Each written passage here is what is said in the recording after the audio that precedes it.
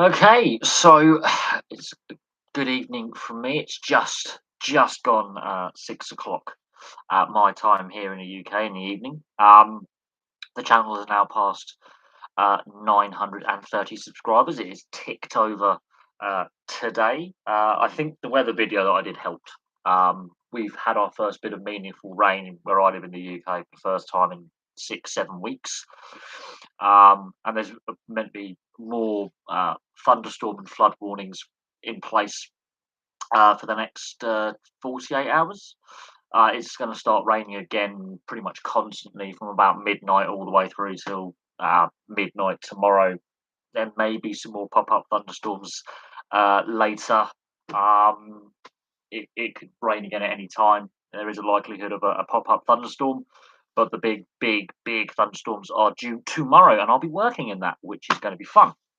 Over in the NRL, there's some real big news coming out of the Newcastle Knights in regards to four players. Two players have been stood down and basically told you're playing in reserve grade because you were late for the team bus. So that's two of their key outside backs, but two of their injured players and two of their star players are under investigation for possible recreational drug use. A video emerged over the weekend when the Newcastle Knights were actually losing to the Brisbane Broncos in Brisbane.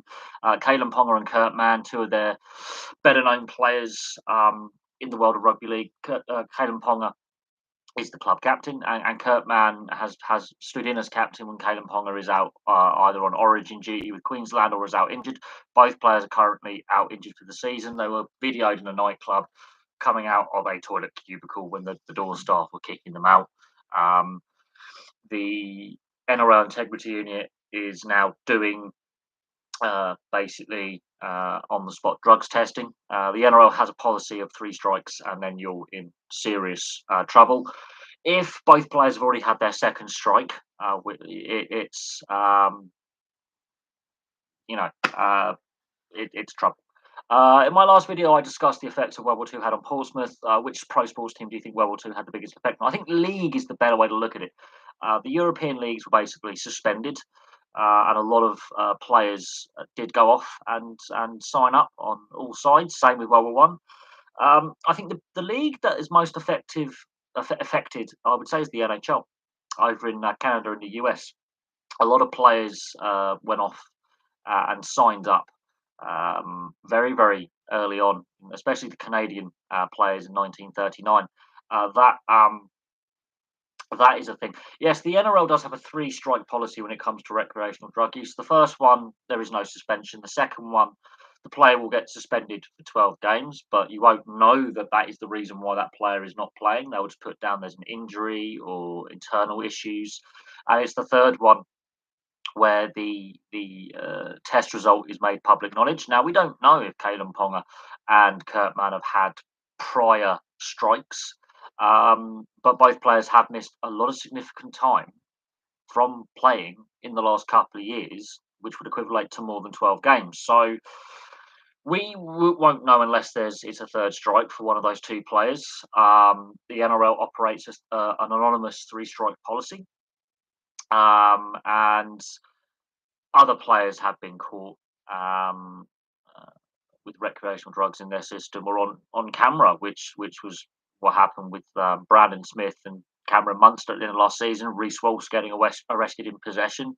Brett Naden got a 12-week suspension. I think it transpired on the eve of the 2020 grand final. And which was a subsequent reason why he's no longer a Penrith player and he's ended up now at the West Tigers via the Canterbury Bulldogs. And it's very striking that I was watching the NRL 360 panel program, which is it's not everyone's cup of tea. It's a bit of Marmite, basically, or Vegemite if you're Australian. Not everyone enjoys the NRL 360, but Paul Kent, who is one of the co-presenters and also is a journalist and an ex-player, basically said there's an issue like this throughout the game. Some clubs are worse than others, and there are pockets of players throughout the game. Basically, yeah, taking liberties with the recreational drug use policy, pushing the boundaries, not getting caught. And if the anti-doping agencies get involved, it will become public knowledge that these players have failed a test. If the NRL are the ones doing it, there is that three-strike policy. Now, a lot of leagues do have this three-strike policy where the public won't know that the player has failed necessarily. They'll just assume the player has injured himself in training, has a virus. They won't be informed that the player, especially on the second strike, but it will be kind of obvious if a player's missing exactly 12 games and then he's back in the training squad or playing games again. It sort of makes it obvious, but that's conjecture. Um, we have seen players obviously fail anti-doping drugs tests where narcotics have also come up. Zach Hardacre, I think, is a prime example, and Ben Barber are prime examples in rugby league. Zach Hardacre obviously is the best known example, I would say, on both sides in the NRL and Super League because he's played in both leagues and he's been caught with drugs in his system multiple times. He had a 2-year ban as a result of one of his indiscretions back in 2017. On a video on it, I think we can argue the pros and cons of drug legalization, decriminalization, and its legal status of some of the recreational drugs that people use. And I'm an advocate of decriminalisation as a minimum and then possibly full legalisation and regulation on that point. But that is more of a discussion for the other channel. But while you have a substance on the ban list, just don't do it. It is plain and simple. As I say, it's a privilege, not a right, to be a professional athlete. These guys are in a very privileged position. Kalyn Ponga is one of the highest paid players in the game. His salary is 1.1 million Australian dollars per season over on a 5-year deal. That's a lot of money that they've tied up in a league that operates under a salary cap system. So they won't get any cap relief if he's suspended or his contract's terminated because it affects them for the following season. And I did not hear about FIFA banning the Indian Federation from international football, but Indian sport is well known for being very corrupt. In fact, a lot of Asian sport is known for being very, very corrupt and not coming up to the standards that is expected of an international governing body. Let me just have a look at why FIFA have basically said India you're banned from international competition because they now have the Indian Football Premier League, similar to the IPL, where they're trying to grow the sport in India. Why was this all? Oh, right. So they've been banned. They've been stripped of the under-17 Women's World Cup hosting rights. The Bureau FIFA has unanimously decided to suspend the All India Football Federation with immediate effect due to undue influence from third parties. Let's have a look. So third party influence is sponsors, outside money. So let's have a look. FIFA suspended the All India Football Federation, so the Indian FA. Oh, go away. Due to undue influence from third parties, and it will be lifted once the Indian administration regains full control of the daily affairs of the governing body. The All India Football Federation was on Tuesday suspended by FIFA, so that's today, due to undue influence from third parties, and the country has also been stripped of the right to host the Under-17 Women's World Cup scheduled for October. FIFA and the FIFA Council has unanimously decided to suspend India with immediate effect due to undue influence from third parties, which constitutes a serious violation of FIFA statutes. The world governing body added that it was in the constant constructive contact with the Ministry of Youth Affairs and Sports in India and is hopeful that a positive outcome to the case can still be achieved. This is the first time the Indian FA, basically what it is, the AIFF, has been suspended in its 85-year history. Stupid ads, go away. No, I hate pop-up ads that just come up. Don't go away. Thank you. The spectre of a FIFA ban had been hanging over India since the 18th of May when the Supreme Court forced out Praful Patel as its president for not holding elections due in December 2020 and appointed a 3-member committee of administrators headed by a former top court judge to manage the organisation's affairs. The Committee of Administration has also had to frame the India's federation's constitution in line with the National Sports Code and model guidelines. Get rid of that ad, not anything.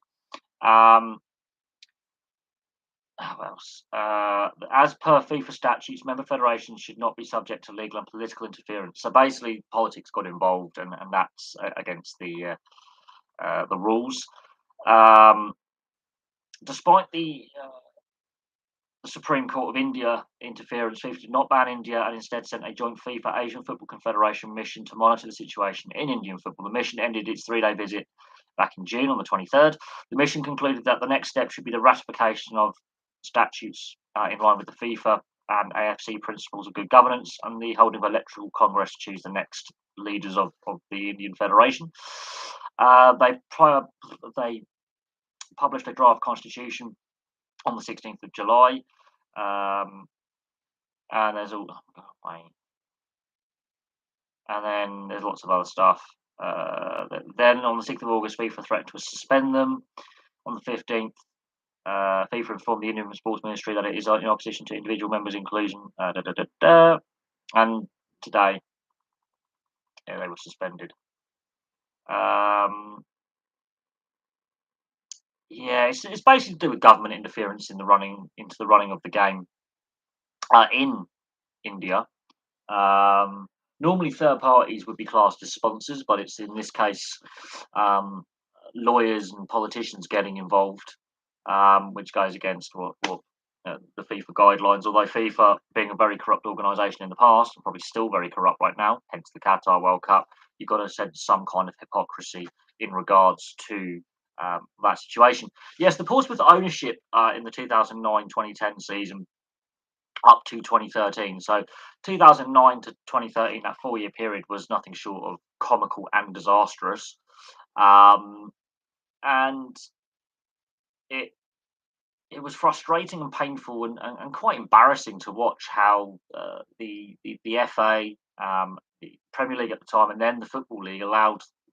This is where the fit and proper persons, the directors test, clearly one of the first big challenges of it, and it failed. It failed, and Portsmouth are still feeling the effects all these years later because they're not a Premier League club anymore. They're currently sitting in the 3rd tier of English football. They dropped down to the 4th tier at one point. They were facing going out of business.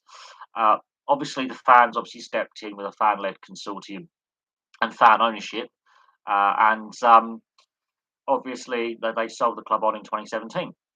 Oh yeah, the fit and proper persons test. That entire period, up until what we saw with Derby County and Bury and Bolton in recent years, and to a certain extent Chelsea as well under the transfer embargoes they had, but between 2009 and 2013, that's the really dark days of this situation.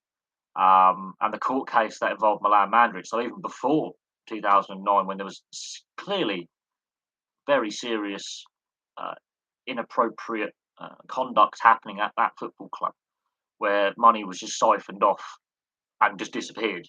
And famously, Harry Redknapp's dog was named in court because one of the suspicious bank accounts was named after the dog. And there was a lot going on. It did raise questions about, yes, the director's test or the fit and proper persons test not being appropriately enforced. Huge question marks over ownership, and the fact that the ownership changed hands 3 times in 40 days is ridiculous. That is just comical. It's comical because it's so far fetched. It's more like a comedy sketch, but it was true. And the troubles with Portsmouth go back to that FA Cup winning season, if not before, when money was being basically, and they got away with this. And this is what I find ridiculous: is no one was ever found guilty, and none of that money's ever been found. By the way, not only was the club 130 odd million in debt, another 70 million miraculously just wasn't there anymore. So basically, 200 million, in all intents and purposes, just was mismanaged or disappeared. They're the first club to be in the Premier League to go into administration and have a points deduction. No club before or since has ever had an administration while a Premier League club. That threat hung over Chelsea before the start of this season, and that would have been a watershed moment. But Portsmouth obviously have been recently won silverware, and within 2 years were docked a hell of a lot of points.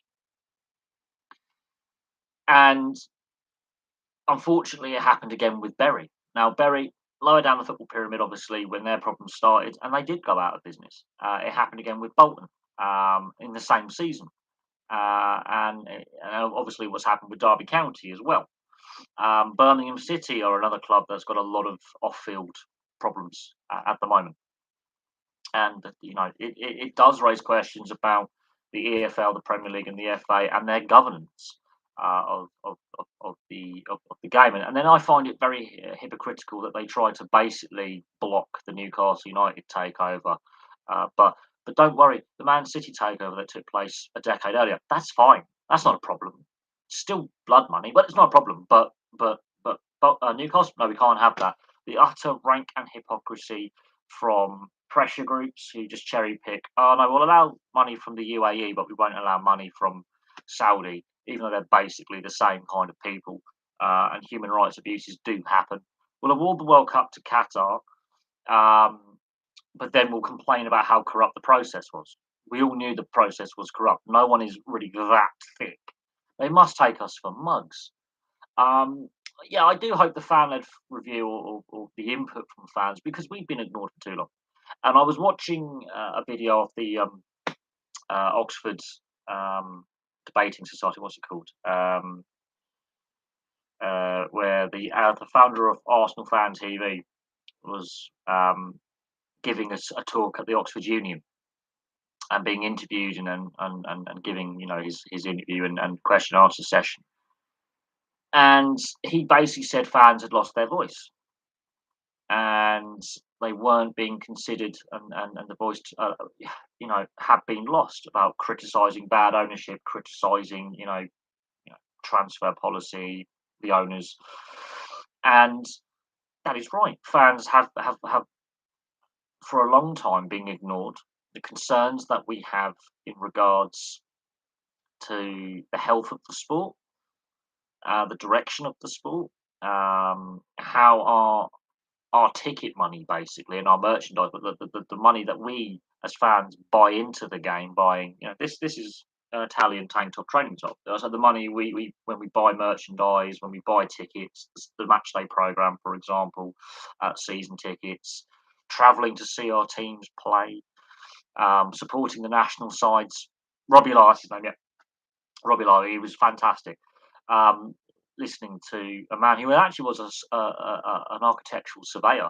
He had a full-time job when he started, much like what I'm doing here. They had a full-time job, and then it sort of exploded, and then some of the fans became sort of household names if you are an Arsenal fan. And I'm not a fan channel in that sense where I follow Blackburn Fan TV. There probably is a YouTube channel out there, and there are supporters groups on social media that cover Blackburn. And I think if we had a fan channel, or I haven't come across one, if we had a fan channel, I think the Venkies would get heavily criticised quite regularly. Maybe not as much now as maybe a decade ago, but the frustrations were there, with fans feeling, ignored, their concerns being brushed under the carpet, worrying, all sorts of things.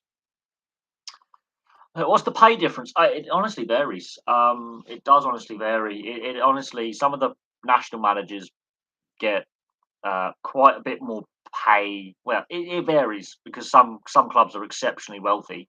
A lot of clubs are wealthier than the FAs, basically the football associations of various countries or the federations, and so therefore, um, I wouldn't say there's too much difference. I would say to get Gareth Southgate or to get Van Gaal, for example, or Mancini out of their contracts back into club football. You're still going to have to pay a massive, like Ronald Koeman, his get-out clause to go to Barcelona from the Dutch national side was several million. The Dutch FA was saying they put clauses in.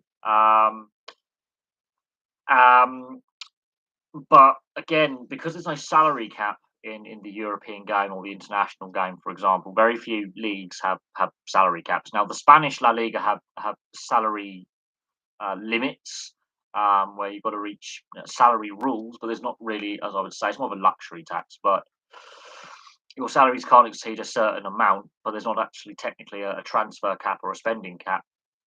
But Barcelona are still failing to register players because they're over that salary threshold per season or per month, or however they break it down in La Liga.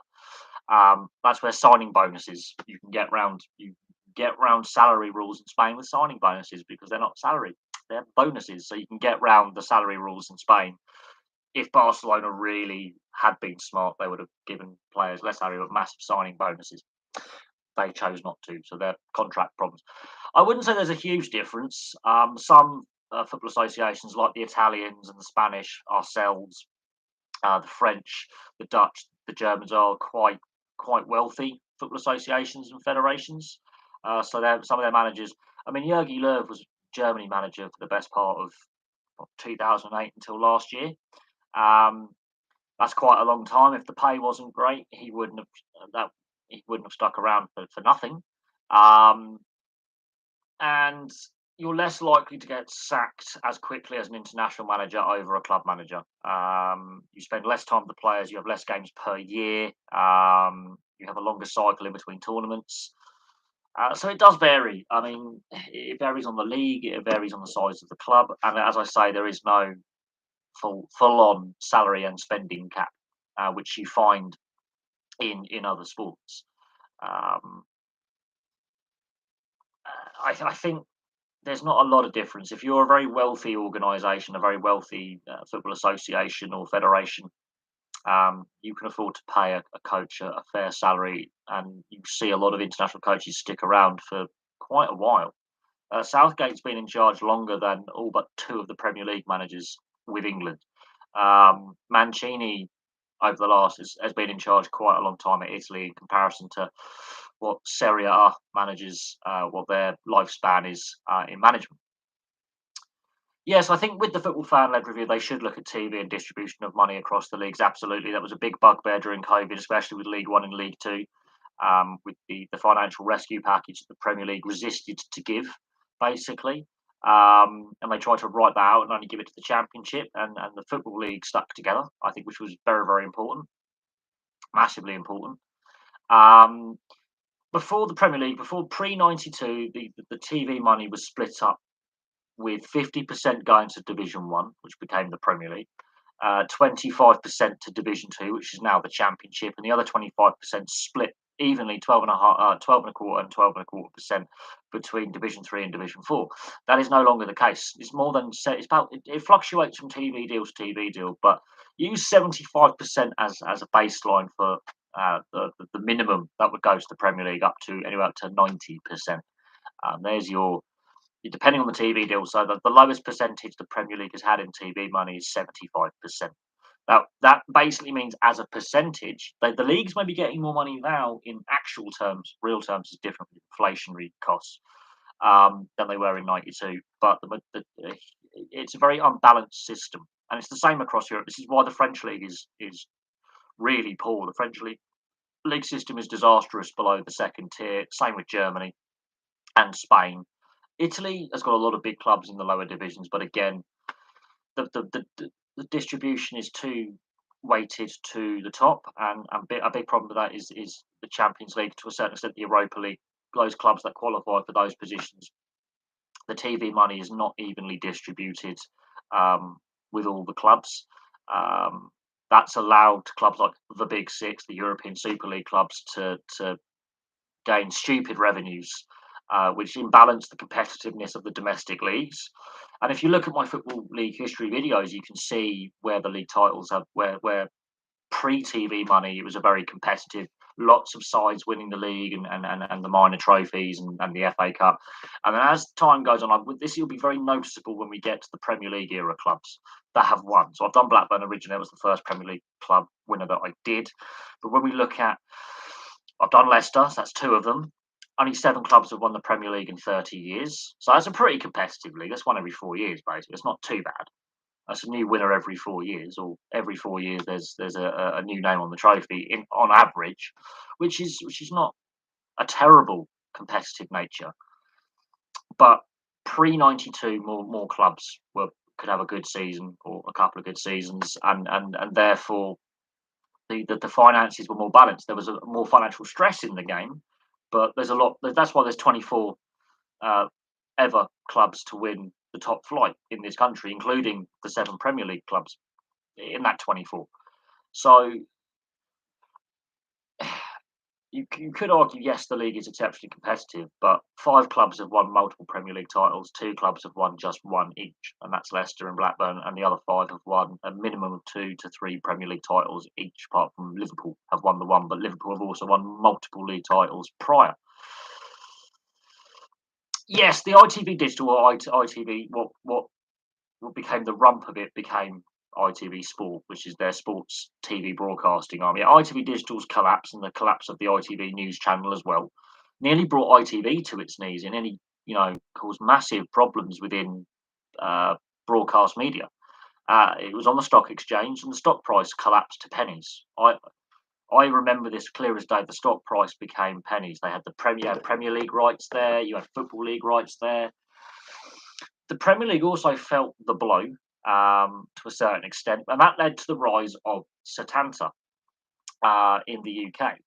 And then when that collapsed, that had a bigger impact on the Scottish League over the English divisions, and that ultimately led to the rise of BT Sport.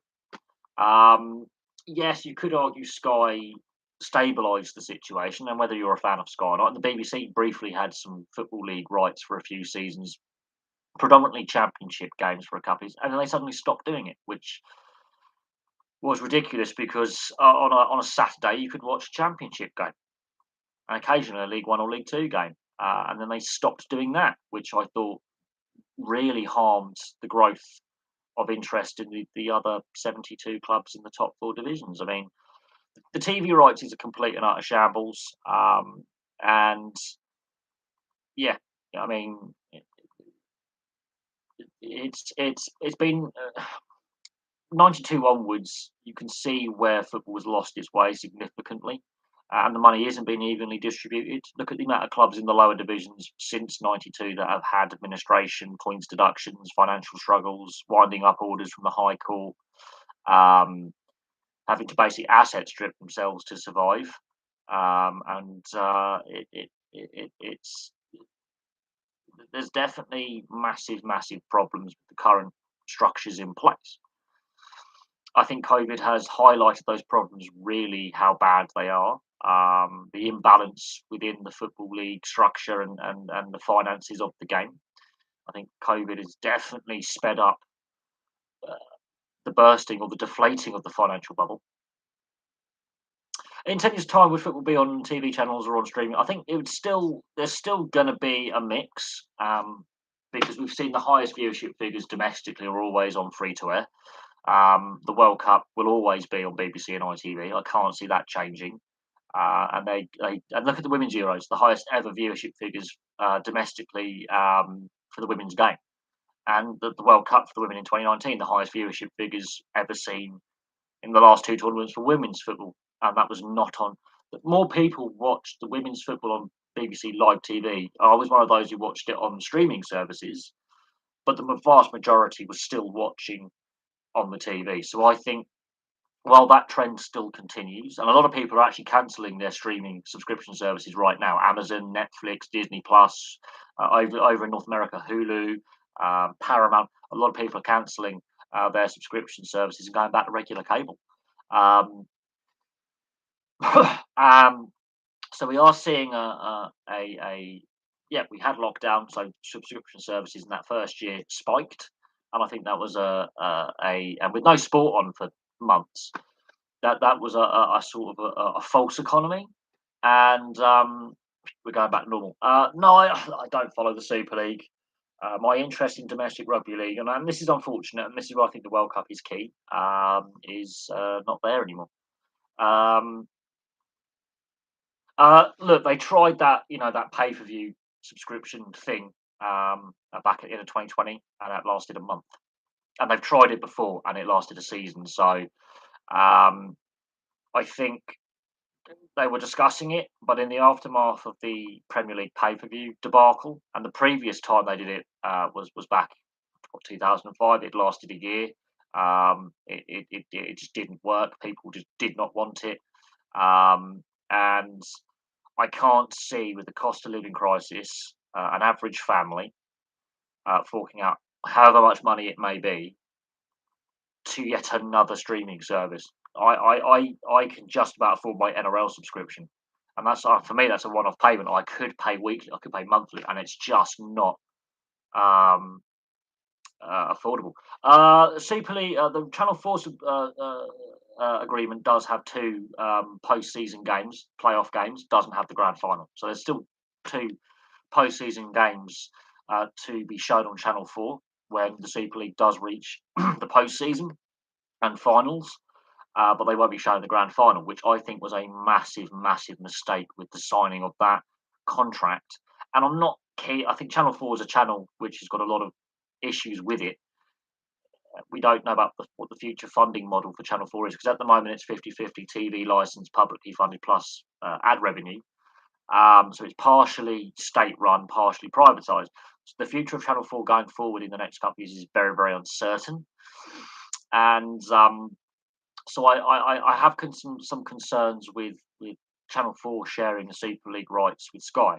I would have much preferred Channel 5 or ITV if you want a free to air broadcaster having those TV rights. Maybe Free Sports and Premier Sports, but Premier Sports is a rival to Sky on the subscription sports services. But I would much have preferred a different free to air commercial carrier, maybe even the BBC, having the shared rights. Um, for the Super League. But Sky have basically started to pull the plug on their TV deal. The TV deal in place between Sky and the Super League is crap. COVID has basically bankrupted rugby league. Delaying the World Cup by a year has been harmful to rugby league and the RFL. The reasons by delaying were correct. The way the Australian and New Zealand rugby league boards handled it. So the Australian Rugby League Commission and the New Zealand Rugby League, the way they handled their withdrawal from the World Cup last year, which put pressure on delaying the tournament by 12 months, which was the least favoured option back in 2020, because back in 2020, obviously all sport is suspended. The Toronto Wolfpack basically mothball, go out of business, although they have reformed, but they basically ceased to exist. Another club couldn't finish the season in 2020. I think it was Hull couldn't finish the season. Didn't have enough players available because of the virus.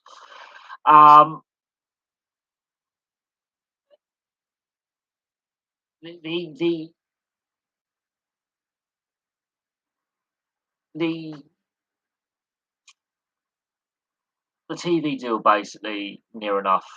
It was highlighted how little money was getting into the game. And yeah, the one-sided scorelines. I mean, we were having the same discussion was being had in the NRL about some of the blowout scorelines between the top teams and the lower teams. That seems to have been less this season. That was down to rule changes. That was down to the six again rule being introduced, and the set restarts and changing rules to speed up the game. Uh, Teams have now started to adapt to that. The blowout scorelines are starting to reduce, and even teams at the bottom are beating teams at the top. So the NRL, the blowout scorelines are not as much as what they were over the last 2 years, especially in the last season. Some blowout scoreline was some ridiculous blowout scorelines. But the Super League, yeah, the golfing class between the two competitions has never been greater, in my opinion. Never been greater. Um, and I think when we do resume the World Club Challenge, you're going to see the complete golfing class return, and you're going to see how far ahead um, the NRL is. I would say even now the Gold Coast Titans would batter St Helens, and with the way the Gold Coast Titans played at the weekend, yeah, that's going to be striking. Um, I wouldn't say it's just an advert for Sky Sports. Sky have changed ownership. It's now owned by Comcast, which is an American company, and they did state from 2021 onwards when they purchased B Sky B, because News Corp basically wanted to have full control of B Sky B, rather than having, I think it was a I think they had a 40% stake at the time. They wanted to get a controlling stake, probably 75%. Comcast comes in, buys Sky, and they basically stated they were going to restructure the whole of the Sky B. That includes Sky News. And look at the changes on Soccer Saturday, for example. Look at the changes to the hosting, the presenting lineup, the punditry, massive sweeping changes to how their programming is done. That they've made a lot of changes to the presenting lineup, so people have actually been moved along. And like Matt Letizia, for example, and that Jeff Stelling is and Chris Kamara. Although Chris Kamara's had to retire because of ill health, Jeff Stelling decided to stay on one more year, but he's going to be going as well. The changes to the presenting lineup, the changes to some of the TV rights they're bidding for. So when they opened up and said that we were going to have shared rights now for the Super League, that's part of that restructuring anyway, because they're looking at that deal and going, is it worth the money? Are we getting the viewership? And that then lies with the Super League board, were separate from the RFL because they agreed the TV deal and to renew that contract. I wouldn't say the Super League is lacking talent. I would say we're not producing the same quality of player that we were producing in the 90s and the 2000s. And you have to look at the amount of young British players going to the NRL. There's more English, well, British, because there's more players signing up with the NRL next season from the Super League going over.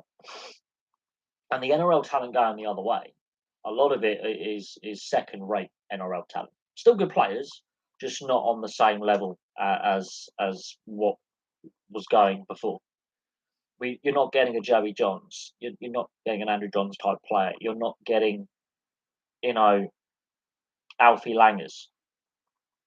You're getting, Tex Hoy, he said he wants to go for the Super League for a 2-year deal, get some first grade in, get more regular games before going back to the NRL. That's his plan. That's fine. And he's a very talented young player who is still learning the game. But for the most part, like Corey Norman, for example, failed at the NRL level, wasn't good enough, a lot of disciplinary issues. The rest speaks for itself. Let me just get that's better. Oh, that's a lot better. When did the Super League start to decline? It's been declining for quite some time. I can't put an exact that's the moment, but I would say the TV deal has a lot to do with it. The lack of money in the game. I think there was an opportunity in 2013 to really expand the game. The expensive failure that was the Toronto Wolfpack and the Ottawa Races, trying to grow the game in North America without an actual planned out strategy in order for that to succeed, has definitely done some damage to the reputation of the RFL and Super League. There's too many layers of governance. Very few clubs have won the Super League Grand Final. The Challenge Cup, there's some issues there. Yes, I did hear about the Southend United stand with the lawyers firm. No, there isn't. But with the NRL expanding to 17 teams, and I think by 2025, 2026, we have 18 teams. There isn't enough talent in Australia or first grade level to be at that competitive level nature, which says to me we could see an exodus of some of the best young, bright, young British and French talent looking at heading over to the NRL, because there's going to be some roster spots available. There's going to be some squad space available, and there's not enough. The talent's getting spread a bit thin. In the short term, they're going to need talent to plug the gaps while the junior grades and the expansion of the game and the pathways are put in place with the expansion. So I would say in the next 3 to 5 years, look at more young players like a Herbie Farnsworth type player who go over it, 19, 20 years old, there could be a what is called economically as a brain drain, yes, or a skills drain. So where a nation has a skills shortage, they import labour. It's what basically Western Europe did when in 2004, when the first expansion of the EU in 2004 to the former Soviet bloc. That by all the Polish builders coming over here, for example, because with a shortage in the trades in the construction sector in the UK at the time, the same thing could be said as a sports drain. Yes, there's a definite chance that because there's not enough money in the game here, and there's more money in the game over there, and the sport over there is in expansion right now, and you know players can be if they haven't signed a contract by November 1st, either here or over in Australia, they are available to be signed. There is a big possibility. I wouldn't say reduce the number of teams because then you're going to have to completely restructure the lower levels like the Championship and League One within the game and completely restructure the lower divisions because we have operate on a promotion relegation system. You would have to restructure the lower levels of the game, and whether the clubs would be happy with that is another thing. But there's more money. There's more money in Australia with the game. They've signed a mega billion Australian dollar TV deal over there. They have split rights between subscription and free to wear in Australia. They've had that since 1998. That's always been the case. Every game is broadcast live, be it on subscription, on streaming service for overseas, which I watch, or domestically on free to air. That isn't the case with the Super League. Not every game is broadcast live. I would say if you reduce the number of teams in the Super League, you're basically speeding up the decline, reducing the revenue that clubs can take per season because you've reduced the number of games played. Um, and there's part of your problem. Not every game is broadcast. You do have the 3 o'clock kickoff blackouts to protect fans in attendance. Look at Super League and Challenge Cup games, empty seats all over the place. So there's clearly a fan drain away from the game. Generally, most of the clubs play in poorer locations with narrow catchment areas for fan base because of football. Football has won that battle eventually, as I did in my Huddersfield Town video. Huddersfield Town came after Huddersfield Giants. So the Huddersfield Giants Rugby League Club were first, Huddersfield Town was second. Yet Huddersfield Town have higher average attendances than the Huddersfield Giants, even though the Huddersfield Giants are in the Challenge Cup final this season, narrowly missing out on silverware. Huddersfield Town haven't won silverware since the 20s. However, they have higher average attendances at football matches than at rugby league matches in the same stadium. So let that sink in. Even though it's rugby league country, football has higher average attendances in Huddersfield. And that is replicated at Leeds, at Bradford, Sheffield. Yorkshire is rugby league country as well as Lancashire, but Lancashire, the Football League did a very, very good job. St Helens, Wigan, and Leeds and Bradford have a massive fan base, but the club's a mess. But yeah, you've only got that sums it up. Warrington is a rugby league town. Wakefield is a rugby league town. Widnes is a rugby league location in Greater Manchester. So there are pockets. However, the problem that is had is, firstly, it's a very regional game. Obviously, the London Scholars and London Broncos and the Cornish Rugby League Football Club, which was Hemel Hempstead Stags, are the furthest south you'll get. So one team in the West Country, 2 teams in Greater London, and then everything else is north of Coventry. Not a lot in the Midlands, not a lot west or East Midlands, and then suddenly you're in Yorkshire, Lancashire, and Cheshire, the historical counties of, and then Cumbria. The North East does not have rugby league. It's football and cricket country and rugby union. Lincolnshire, rugby union, even though it's actually technically in that rugby league zone, never had any impact. East Anglia is football. Not even rugby unions reached East Anglia. It's only a handful of football clubs in Norfolk and Suffolk. And then the home counties, basically the Thames Valley, the Midlands, and the Southwest is rugby union. So it's a very regional game, and the M62 corridor basically.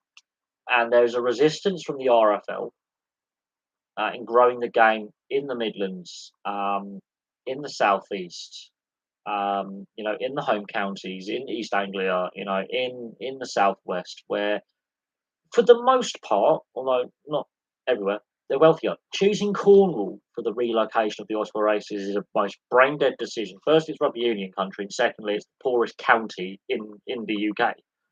Cornwall by itself is got the lowest average salaries. Um, Cornwall is the most technically the lowest paid region of the UK. Putting a professional sports team there in an already weak sports market where it's a very rural location, average salaries are the lowest, and there's only one professional team already that can be supported by the local population in the Cornish Pirates, and they get low attendances, sums up the thinking by the RFL and Super League. And then you've got all the layers of governance. How are these people justifying their salaries, which is taking money out of the game? Like, what does the Super League board do? What does the RFL board do? What do those organisations do to promote the game in a positive way? This World Cup is the crucial litmus test of the RFL and the current board. They do well. I don't think they've given up. I just think they've completely mismanaged growing the game with the London Broncos and the London Scholars. They had a great opportunity to grow the game in the capital. The Broncos still do not have a permanent home stadium they can say is a Broncos stadium. The Scholars, what can you say there? Basically a feeder team for the Broncos. No, well, they had a chance with Super League when the Broncos was the London Broncos, formerly Fulham Rugby League Football Club, have been going for a long time. But they've moved around Greater London for so long. They've never had a permanent stadium. They can say, this is our stadium. This is where we're playing. This is where we're going to play long term. Never had a permanent stadium. They played at the Valley. They played at Creighton Cottage. They've shared a ground with Harlequins for a while. They've been recently sharing at Ealing with the Trailfinders. They're now sharing with Wimbledon at the new Plough Lane. They've played all over the capital for the best part of 40, 50 years. I think it's 40 years. And that's very hard to attract a fan base and grow a game. That makes it harder to attract new and casual fans to. There is a hardcore fan base. The London Broncos do have a very hardcore fan base, but it makes it harder to grow that fan base and establish those community pathways and those youth systems and the reserve grade systems, working with local schools. It makes it harder to establish and grow and build those community links when you're constantly moving around a very large urban area. I mean, Greater London is not a small area. It's quite a big area with a lot of people. And when you're not getting that exposure with the wider sporting fan base and young people and getting that exposure, free to air TV is brilliant for that. When you're not getting that exposure and you're not selling the product to a wider audience, because there's a big Australian and Kiwi expat population in the southeast and in London. There's a lot of Australians and Kiwis, and even second generation kids of said Aussies and Kiwis living in London and the southeast. That's a potential fan base, and a lot of them are from the east coast of Australia. Hence, the potential fan base.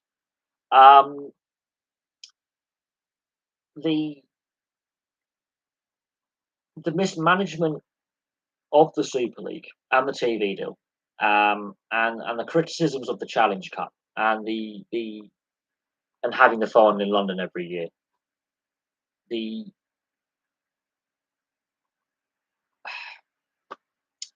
A lot of empty seats at games. Not every game is broadcast. There's your weakness. You're not reaching a wider, or I got a question, and it's more of a comment posted on one of my recent videos.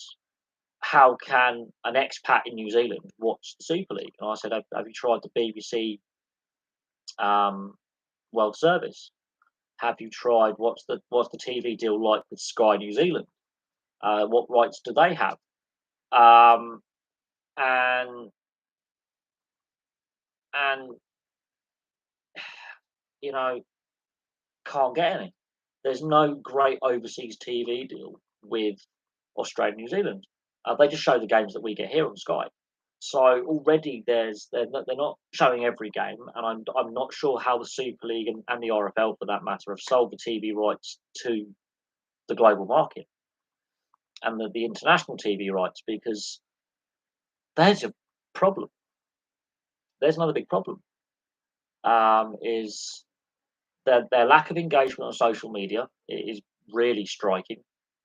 Most of the headlines that come out of rugby league are of a negative nature. So the Zach Hardacre situation, Rangi Chase, and there's a few other players who all in the same space of time all got done for using cocaine and failing drugs tests. So the Zach Hardacre one was, I think, the biggest recent headline, and it was a negative nature. And his constant issues off the field. Um, but I think the poor sales. I don't know what the Super League board are doing when it comes to commercial arrangements and trying to grow the game and sell the game domestically and overseas, because it's not working. It's not working. Um, the community link from grassroots to amateur and lower level clubs is there. The pathways are there, but again, it's very regional, and it's basically that M62 corridor northwestwards. There is no growth outside of Leeds, Bradford, Dewsbury, and Sheffield in Yorkshire, and Huddersfield in Yorkshire, and the Humber with the two clubs in Hull. And someone came up with the idea, how about we merge the two Hull clubs together? And I'm thinking, how brain dead is it? It's like merging Man City and Man United, or Arsenal and Tottenham. You must be completely brain dead to come up with that. Um, I, I I can't see, for historical reasons and social reasons, because I don't think the fan base will support club switching codes. I just can't see that happening. You'll kill the sport even quicker, because that's just a disastrous decision to take. Um, really is. Um, Cornwall is not very well. Cornwall was heavily reliant on agriculture, which is a low paying industry, and tourism, which for most people in the tourism sector is again chronically low paid. So the service sector, in the sense of hospitality staff, hospitality industry, and agriculture, two low paid uh, industries in the UK, and generally globally. Average salaries in those industries are generally low. If Super League collapsed, Leeds Rhinos, Wigan, St Helens could switch to rugby union. I I, I can't see those clubs doing that. Um, you would just kill the game. You, you take those three clubs out of rugby league. You've just killed the game. And I don't think Yorkshire, Carnegie, and Leeds would be pretty happy with that either, considering that they're um, the rugby union club in Leeds. I don't think they'll be happy with that, and there'll be resistance from them. Um, St Helens Rugby League is the lifeblood of the town. It's the only sport the town supports. You switch it to union, you've just killed you. That would be a disaster, because no one will go and support the union team play. And Wigan, it is a rugby league town. Yes, they've got a decent football side as well. But the history that Wigan have in the game, you've just killed the sport. You've just killed the sport. It's like taking the old firm out of Scotland. You killed the sport stone dead, stone dead. Um, you would just kill the sport. Um, and I think these clubs know they have the power to hold the sport to ransom. That is the problem. But look what's happened to Bradford Bulls. Very successful side historically. financially run into the ground.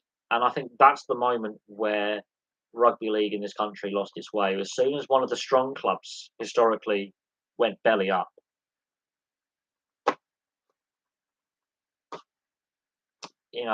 I think that's where, because all the Burgess brothers left Bradburn, went to the NRL. They couldn't financially keep them. They were about to go belly up, and they did. And as soon as the Bradford Bulls went tits up, that's the moment I think where rugby league in this country, basically the crisis began. And it hasn't been fixed. And I don't think right now that the powers that be are doing enough to support and keep the game healthy. It's been badly run for a very, very long time. COVID really has caused further financial stress to an already weak financial position that the majority of clubs face. But clubs like Wakefield, that's rugby league country. That is the main sport. Warrington, main sport. St Helens, it is what the town lives and breathes. And there and oh god, the infrastructure is just repeating what the infrastructure was like in English football in the 80s and early 90s. The stadiums were falling apart. Rugby league is facing the same problems that English football faced a generation before. Is that the infrastructure in regards to stadiums, training facilities, were in a terrible state. And nothing highlights that more than let's say Wakefield, Castleford, Castleford, another rugby league town. You take that club out, or you say the club switching to Union, you won't have any fans. It's like it's like when the Glaziers took over Man United. Fans basically went, right, we'll set up our own club then, and it's actually, yeah, you would have something of the equivalent. But I think the Super League and the RFL strategy. Look at the World Cup stadium list. They played safe. They're not using Wembley there, which is obviously the home of the Challenge Cup final traditionally. They're using the Emirates. Find that one a bit bizarre, quite honestly. And even though they've delayed it a year and the World Cup is in November, they haven't swapped it from the Emirates to Wembley, which is now available. They're staying with the Emirates. I wouldn't say football's so glamorous. I would say football has just won the media war. Football was won with its exposure because there's so many games on free-to-air TV that are accessible. Every World Cup and every Euros game is broadcast live on free-to-air TV. The last Rugby League World Cup, only the England games were the ones broadcast live on free-to-air. Only the England games, where if that's a Rugby Union World Cup, doesn't matter the time zone difference, every game is live.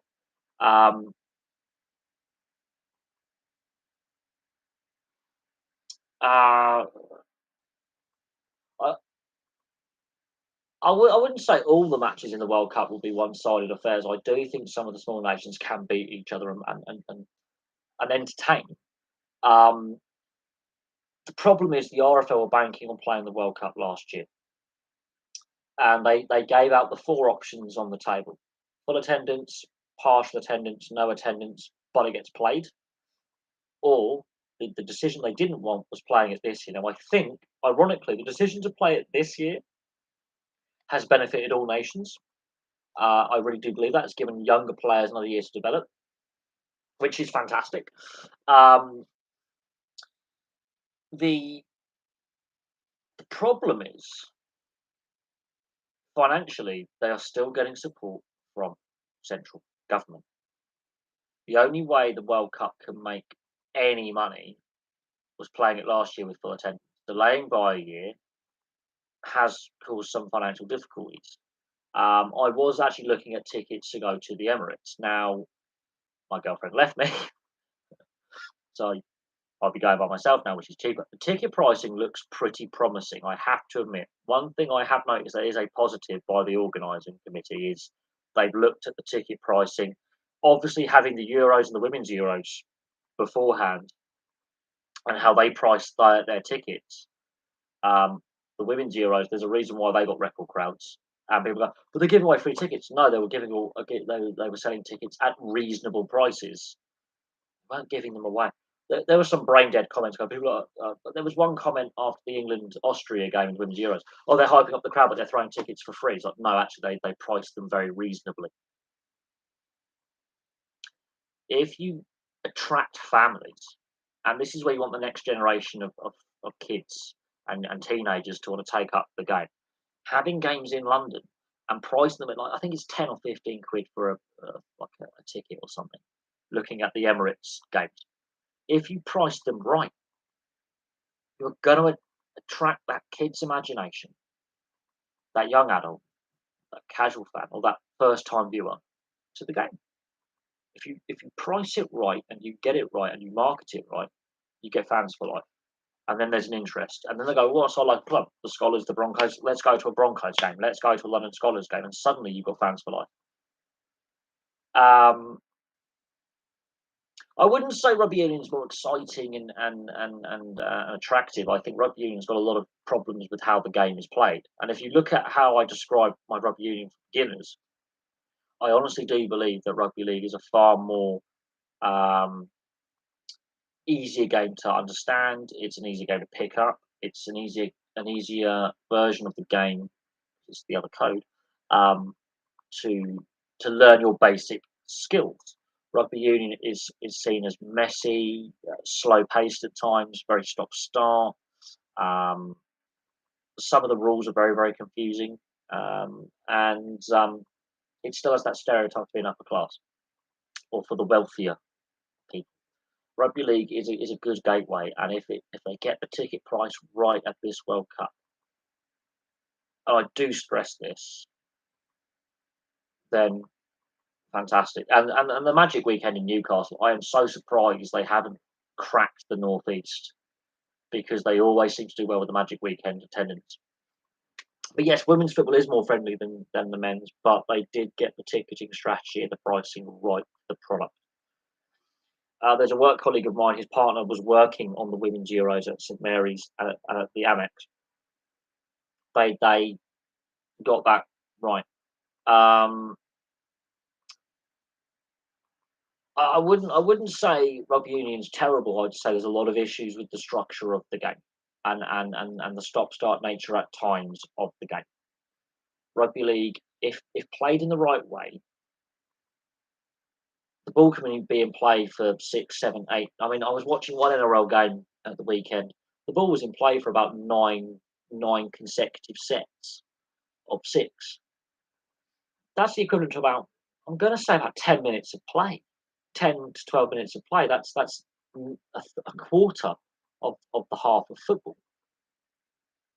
Of the match, well, the quarter of the half of the match. So that's a quarter of the match. The ball was in play consistently without a whistle being blown. That is fantastic. You don't get that in Union, but in League, that was absolutely fantastic. Not a single handling error, not a single penalty, um, not a single stoppage for it. That is absolutely brilliant.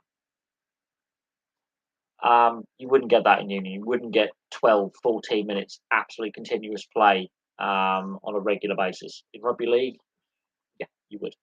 Back to back sets, set restarts pretty quick. I thought that was fantastic. I wouldn't say the stereotype is out of date. You look at the Six Nations and you look how the Springboks are currently playing the game, and they are one of the best nations in the world. The rules are actually very negative. You can get away with playing very negative stop-start rugby with the way the current laws of the game or rules of the game, if you're North American, are structured. Which is why the Springboks really play the most negative style you could possibly think because the rules allow them to do it. They love slowing the game down. They like the arm wrestle. They like getting gnarly. They like, you know, soft penalties giving away. They love scrummaging. They love reset scrums. They love rolling mauls. They like keeping it tight, scrappy, and stop start. no rhythm, because the rules allow it. Um, the rules in rugby league have been designed to speed the game up, and teams that tend to try and slow the play down are going to get pinged for penalties, and have been exposed um, in the last two and a bit years, 2.5 years. So the way the rules of the sports are designed, unfortunately, whether we like it or not, rugby union, you can get away with playing very negative, stop-start, bitty game. So unfortunately, I have to admit the Italians did try with their blitz defence and have been trying to run it more ball in hand, which is fantastic. But the Springboks are renowned for basically going, what can we get away with within the laws of the game? Be it at the moment negative, but in the past it's been a very good power game where you just bash them down with the forwards and then release some very very pacey outside backs. But at the moment they don't have that in their arsenal, so they've just gone with, we're going to physically beat you up and do it as much as we can in a negative way within the current rules that we have. Now, the All Blacks, on the other hand, are just going through a bad run. The season in the Premiership was the most entertaining that I've seen. Test rugby is a very true, but again, the laws of the game are exactly the same at club level, and club level is a step below international. International level is the highest you can get. So you are going to have more open games, actually, ironically, at the lower level, because the quality level actually, ironically, is a bit less because your best players are generally on international duty quite a bit. No, club rugby is also about results. The problem, I think, the reason why this season's been so attractive is there's no relegation and they've ring fenced, which I think actually, while it may benefit the product on the field, it actually damages the pathways off the field. Because Bath can't get relegated this season for being absolutely dog shite, there is no reason for them to defend because they're not getting relegated. They're not going into a playoff against the Trailfinders or Cornish Pirates or whatever club it may be in the Championship that wants to get to the Premiership level. Um, they have no reason to try and shut up shop and try and get a losing bonus point because they know they can't get relegated. So they can be defensively woeful if they want. The big problems that I think the union is facing is money as well. Um, and money is a big issue. Yeah, you can entertain, but if and again, the reason why all the teams have decided let's just run the ball all the time is there's no relegation this year.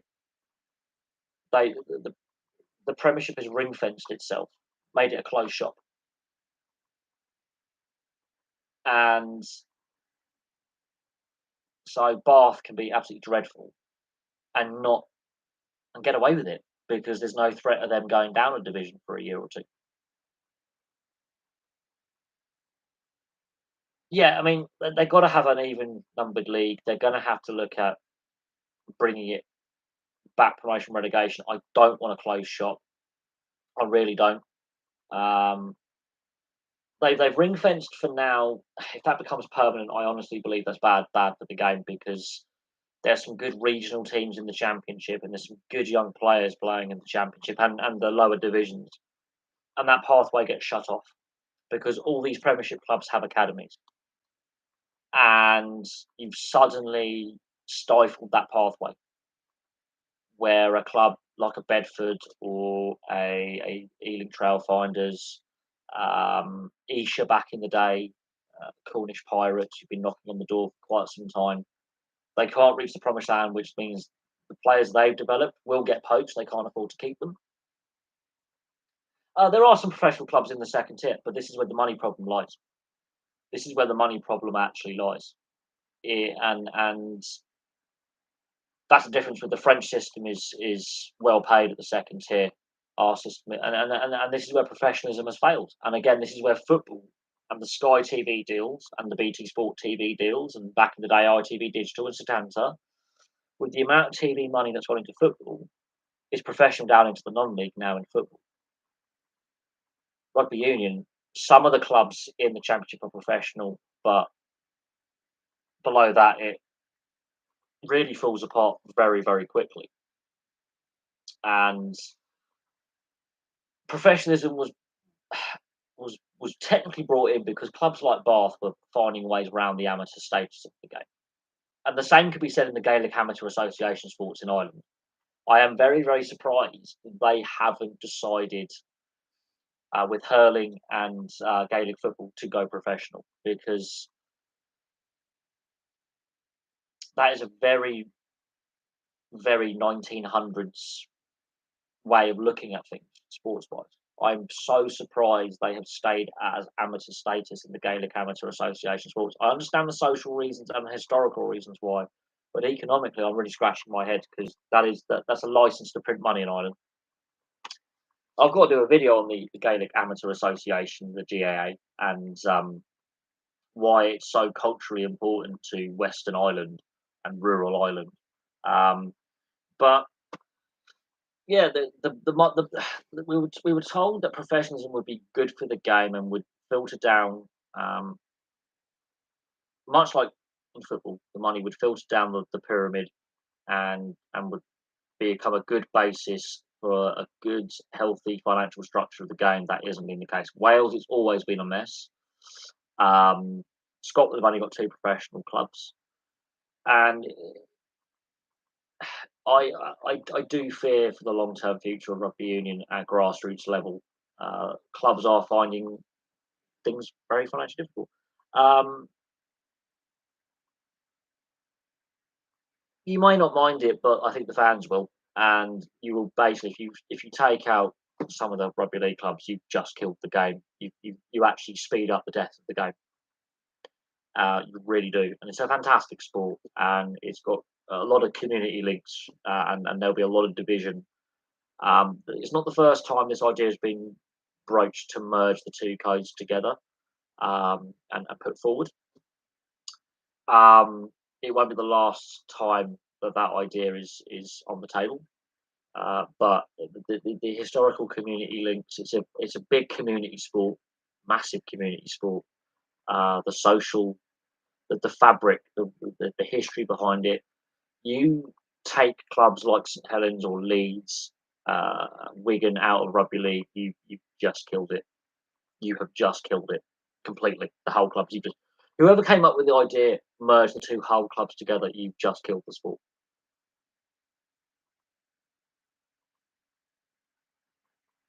Like you have legitimately, legitimately just put a nail in the coffin of the sport completely.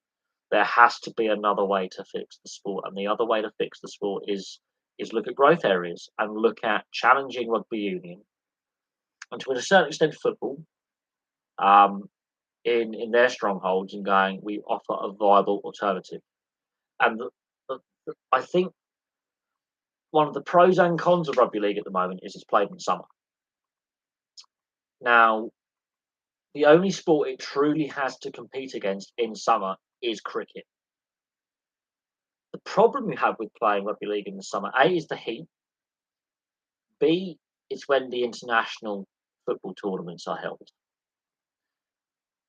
That is a problem. So it's when the Olympics are held, or in this case, this year the Commonwealth Games, which diverts a lot of casual fans away from products on the field and the highlights packages and whatever you can get rugby league into these big international sporting events. And then football will always, you know, the casual fan, oh, the national team's playing.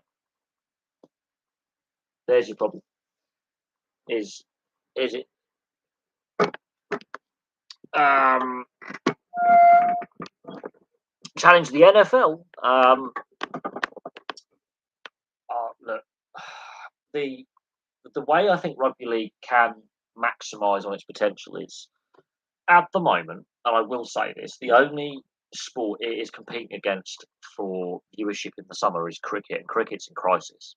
They have a God-sent opportunity to maximise the eyes on their product. And yes, free-to-air coverage is the way to do it. Rugby Union has got their free-to-air and subscription coverage pretty balanced for the most part. I'm not happy with the autumn tests going on Amazon. Really not. I think that was a mistake. And the role of CVC, these venture capitalists in the game, is concerning. Um, I'm assuming you say challenge the NFL in North America. I think the only competition, rugby league competition, that can really be sold in the US right now that does actually have the appeal is the NRL. The NRL and the AFL, Aussie rules, have actually grown massively in the US sports market, partly because of their restart of play in 2020 after the COVID shutdown. Um, so think of that. Just have a think on that. But I think the way rugby league is played, the way they even in Australia, which is pretty commercial, pretty capitalist in regards to their TV coverage. When the games are on, there are no ad breaks in play at all. As soon as that first whistle goes until half time, no ad breaks.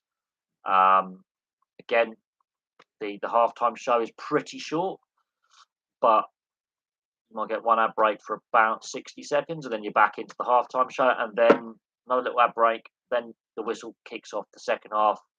No ad breaks until full time.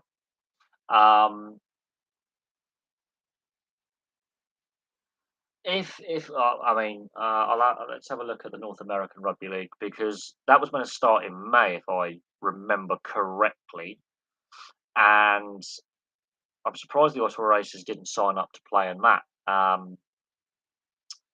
Do I think the Super League fans would rather have a winter season? Well, until '95, it was a winter season. They've done it the way they have to sync it up with the Australian season, so the off seasons match up, so player movement can be easier. Um, and let's have a look. Let's have a look what happened to the North American Rugby League quickly. Uh, no, it's still apparently upcoming, inaugural this year. Whether they've delayed it and they've decided to play it a bit later because of the Rugby League World Cup, I don't know. Uh, it did fail to kick off on the 21st of May. Let's have a look why. So, an American-based rugby league competition was first established in '98 with the American NRL.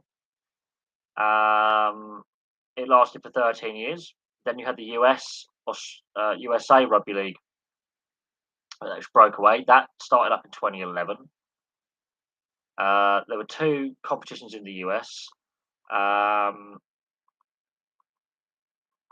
and then the Toronto Wolfpack obviously joined in the British system. Um, and then, of course, Ottawa and New York were formed but never actually played any games.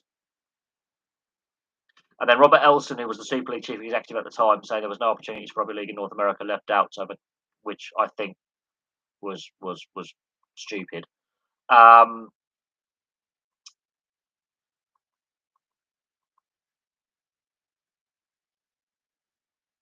However, they did have a preseason game in July between Washington DC and Atlanta, and then the Cleveland team withdrew.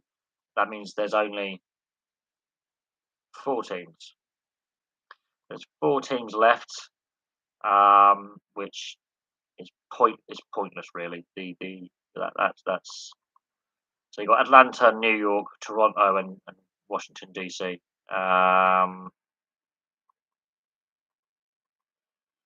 Yeah, I think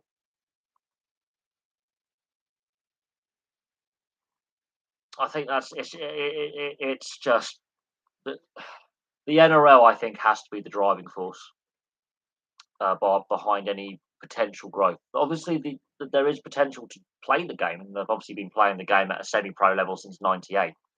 Um, the potential is there. The fans are there because the Wolfpack actually attracted good fan numbers. But we'll see what happens. We'll see if because teams have signed up, organisations have signed up. Um, the idea wouldn't have got off the ground if there wasn't an interest from North American fans.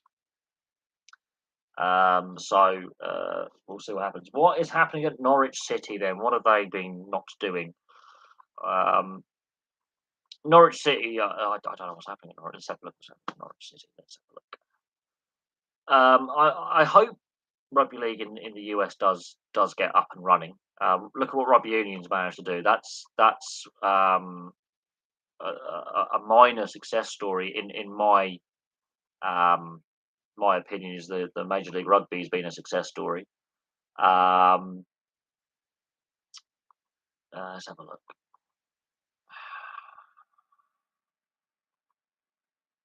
Let's have a look at news. What's happening at Norwich?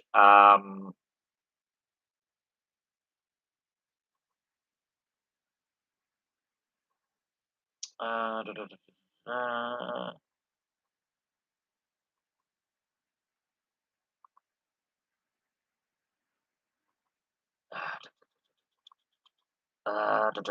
da, they're not current situation at Norwich City. I think the danger with Norwich long term is they do become a comfortable yo-yo club where financially they're well run, but is what yes the USA Rugby League has been going since 2011, um,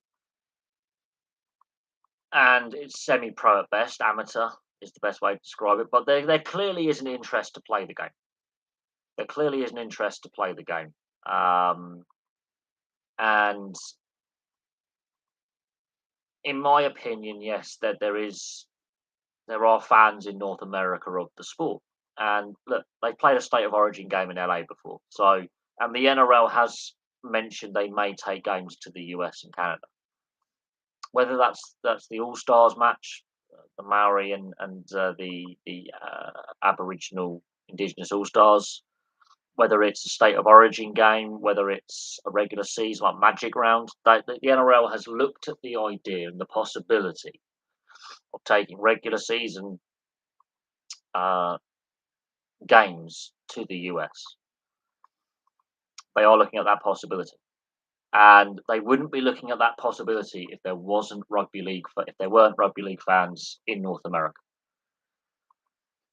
viewership figures tend to suggest that it's a growing sport with at least TV viewership and online streaming again in North America. And the rapid growth in 2020 and 2021 because of the COVID restrictions in place and the fact that the NRL, followed by the AFL, the Australian Football League, Aussie rules, were the first two leagues with massive international sports viewership deals for overseas started up. Social media is obviously a thing, um, and it was picked up on social media. These leagues had announced, and of course, the mainstream media over there, the sports media, went, "Okay, this rugby league, the NRL and AFL, these two leagues in Australia have resumed because obviously sport was suspended. Leagues like the NHL and the NBA couldn't, get their playoffs started. Major League Baseball was having their major discussions about return to play. The CFL didn't have a season in Canada. Major League Soccer decided in the end to play like a mini World Cup round robin style tournament in Florida, but they didn't get started again till August. Whereas in May in Australia, they're already playing competitive games again and a scheduled full season, pretty much, minus a couple of rounds. And within about a month, they had fans back in attendance in limited and then eventually full capacity stadiums. That was sold to North America. And the Pat McAfee podcast, if you watch Pat McAfee, former NFL and player, they picked up on the AFL and the NRL very, very quickly. Very quickly. And so when they were doing their live, their live podcasts, which I think one's on right now, to be fair, they were talking heavily about, especially the AFL. They bought into the AFL, but NRL it was also, heavily bought into. And yeah, the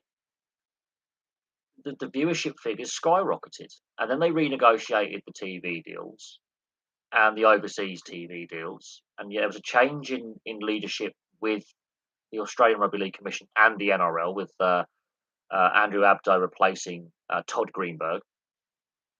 and they yeah, it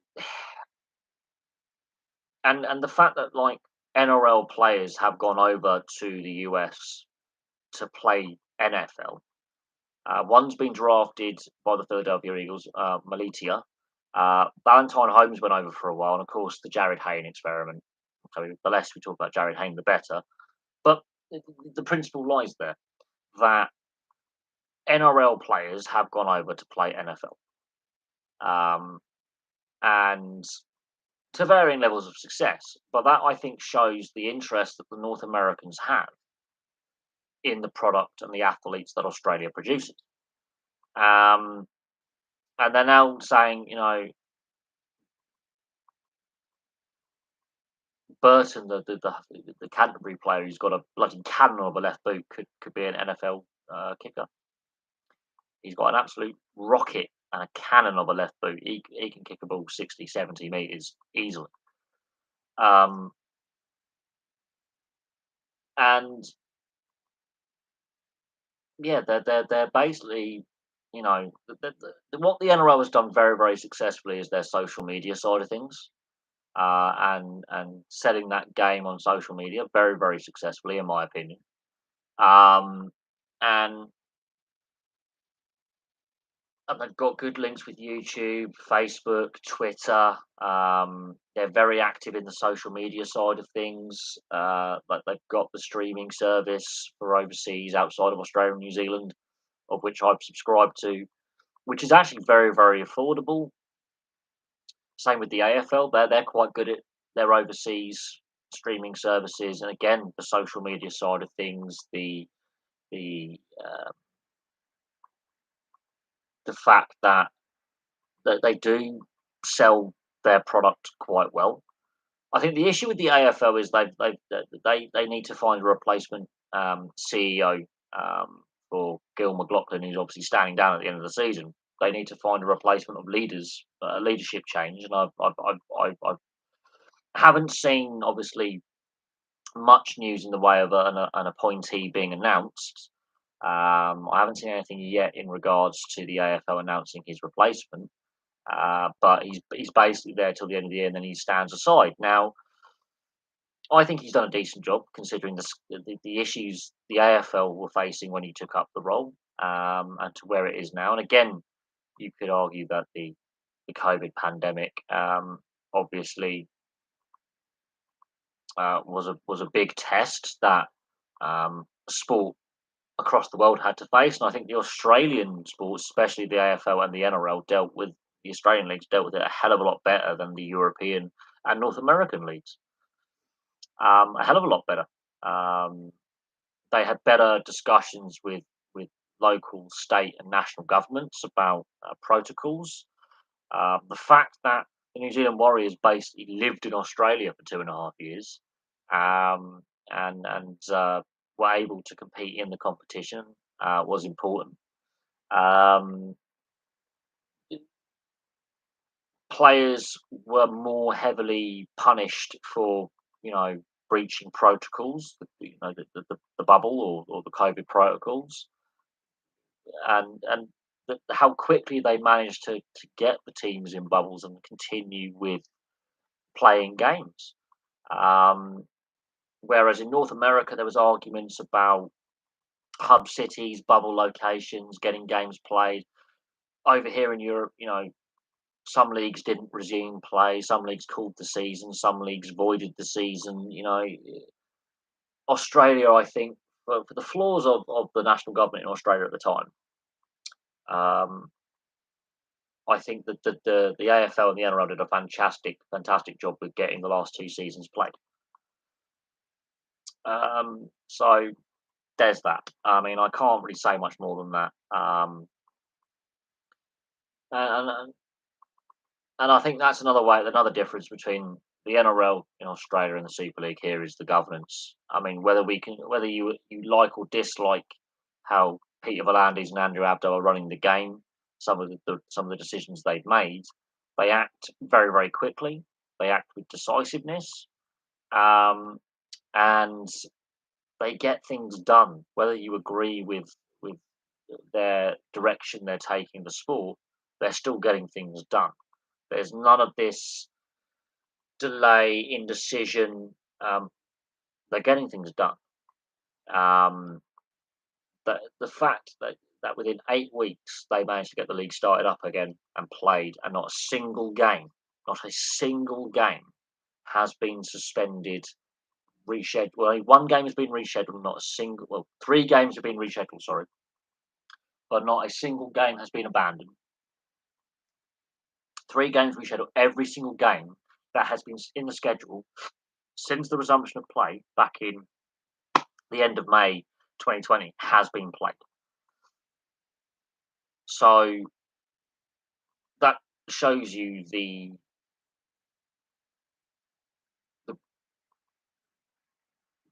just the ability down under of them just to get going. The fact that the Super League was basically a shambolic in 2020, where one team couldn't restart and one team failed to complete the 2020 season. Whereas in Australia, every team completed the season. Every team was had the ability to restart. Um, there's a chalk. There's another reason why there's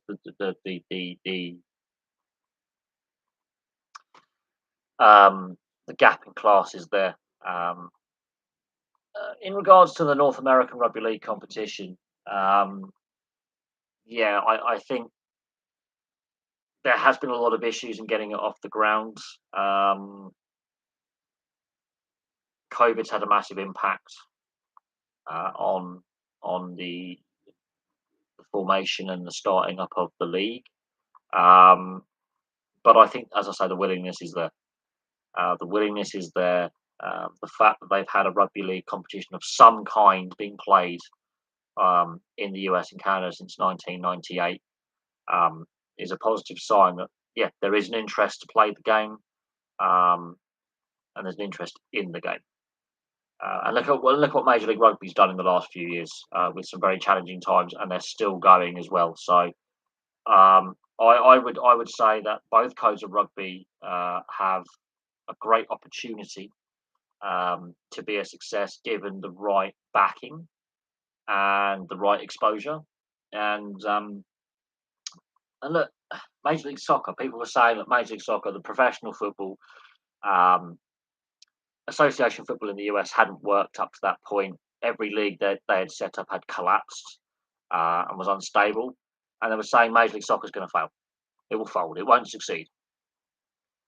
It's still going and growing rapidly. So I do think the rugby league can work in the US and Canada, but we'll see. I would agree. Yeah, Major League Rugby has done rather well, but again, they tried before, and professional rugby union did fail in the US and Canada before. And people were saying Major League Rugby is going to fail. It's going to fail. It's going to fail, and it hasn't. And it's had a difficult birth in regards to the COVID pandemic. But again, they've made use of social media. They've made use of the fact that internet high ranking, like I think the All Blacks and Ireland played a test match in front of 100,000 people in 2016 in the US. Um, and they used things like that. They've managed to get both the men's and women's World Cups at the end of the decade, and they've got hosting rights. So yeah, Major League Rugby's been a success. I think they learnt the lessons of the failures of Major League Soccer and where Major League Soccer went wrong. They very they did their homework. They looked at the stadiums they were going to use. They made sure they didn't overextend themselves in the size of stadium. They got the right Europeans and Southern Hemisphere talent to come over. They didn't overstretch themselves with marquee players in the sense of these as big money marquee players, but they got the right experienced veteran and up and coming overseas players to ply their trade. Um, so yeah, I think they got that right. they got their use of social media right. They got their TV deals, I think, reasonable. I think is the best way to look at the TV deals that Major League Rugby have signed and their media partners. Yeah, I think that they definitely started from a small base, but I think they've been a bit more conservative in their approach in regards to player base, fan base, and being pretty realistic in their expectations. Where I think Major League Soccer were very unrealistic in their expectations. Major League Rugby have been very realistic. The issue is, and I always say this when it comes to professional sport in North America and then dealing with the governing bodies of said sports, is it's a franchise league model. Therefore, the relationship and the working partnership between the league and the governing body for, like, rugby union in this case with the US still hasn't qualified for the next year's World Cup. They've got to go into the repechage tournament, which I believe takes place in November, if I'm not mistaken, October, November. Um, there needs to be better collaboration between the governing body, which is USA Rugby, and Major League Rugby in regards to player development pathways, and working more in tandem with each other than they currently do. And it's the same with Major League Soccer and US Soccer. The US Football Association really is what it should be called, but it's not, in regards to collaboration and working together again, because they missed out on a World Cup in 2018 in Russia, which was seen as a disaster and not great for growing the game domestically in the US, and failure to make the World Cup dented, raised questions about the structures of the sport in the US. Um, Bale going nut. Yeah, look, Gareth Bale, obviously, his relation, the fact he's now starting to talk Spanish with the Spanish fans and Spanish language reporters, just sort of sums up his relationship with the Real Madrid club fan base and media. I don't think that's a good look for Gareth Bale in the sense that he did have the ability to speak Spanish the entire time he was there. He just chose not to. That doesn't come across well. Um, but he's playing regular first team football again, regardless if it's in the Major League Soccer or not. I think he's still got a if he's still got a good 2 3 years, I think, in him.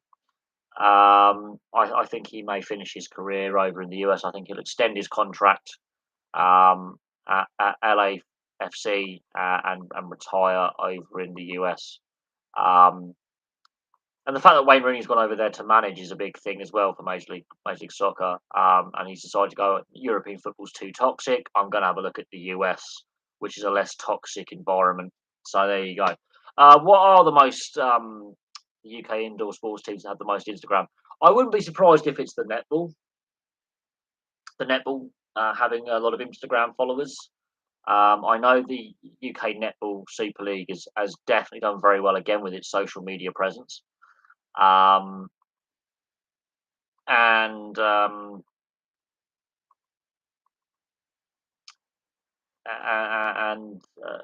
wouldn't be surprised if it's netball. I know the ice hockey's got a good social media presence in this country, and I've got a lot of the team. I think I've got every elite hockey team, elite league, and national league team on Twitter. Um, I and they are very very active on the social media as well. Ice hockey is very good at that globally with the social media presence, but I wouldn't be surprised if it's the netball, Belfast Giants, Sheffield Steelers, London Lions, basketball, Cardiff. So most of them are ice hockey. So there you go. But I wasn't surprised that netball was the top one. What I wasn't surprised with that, but I'm not surprised with one, two, four out of that top six being ice hockey teams. Not surprised with that at all. Um, that that that is quite striking. And what is interesting there, apart from netball, which has got a decent TV deal, and to be certain extent ice hockey, which is on Premier Sports and Free Sports, but could have a bit more exposure, is that they are They are sports that don't get the exposure I think they deserve, but clearly have, especially ice hockey, clearly has a major following in the UK and actually globally because Instagram is a global social media package. And yeah, clearly the mainstream media in this country is ignoring a large proportion of the sporting fan base. Let that sink in. The sporting fan base. If 4 out of the top 6 Instagram accounts of UK indoor sports are professional ice hockey teams, that tells me that the mainstream media is ignoring a major team sport in this country for what reason? What reason is the BBC and Sky and ITV and Channel 4 and Channel 4? What reason do they have to ignore a fast growing and very popular team sport in this country? Please explain that to me. How can the British media justify ignoring it?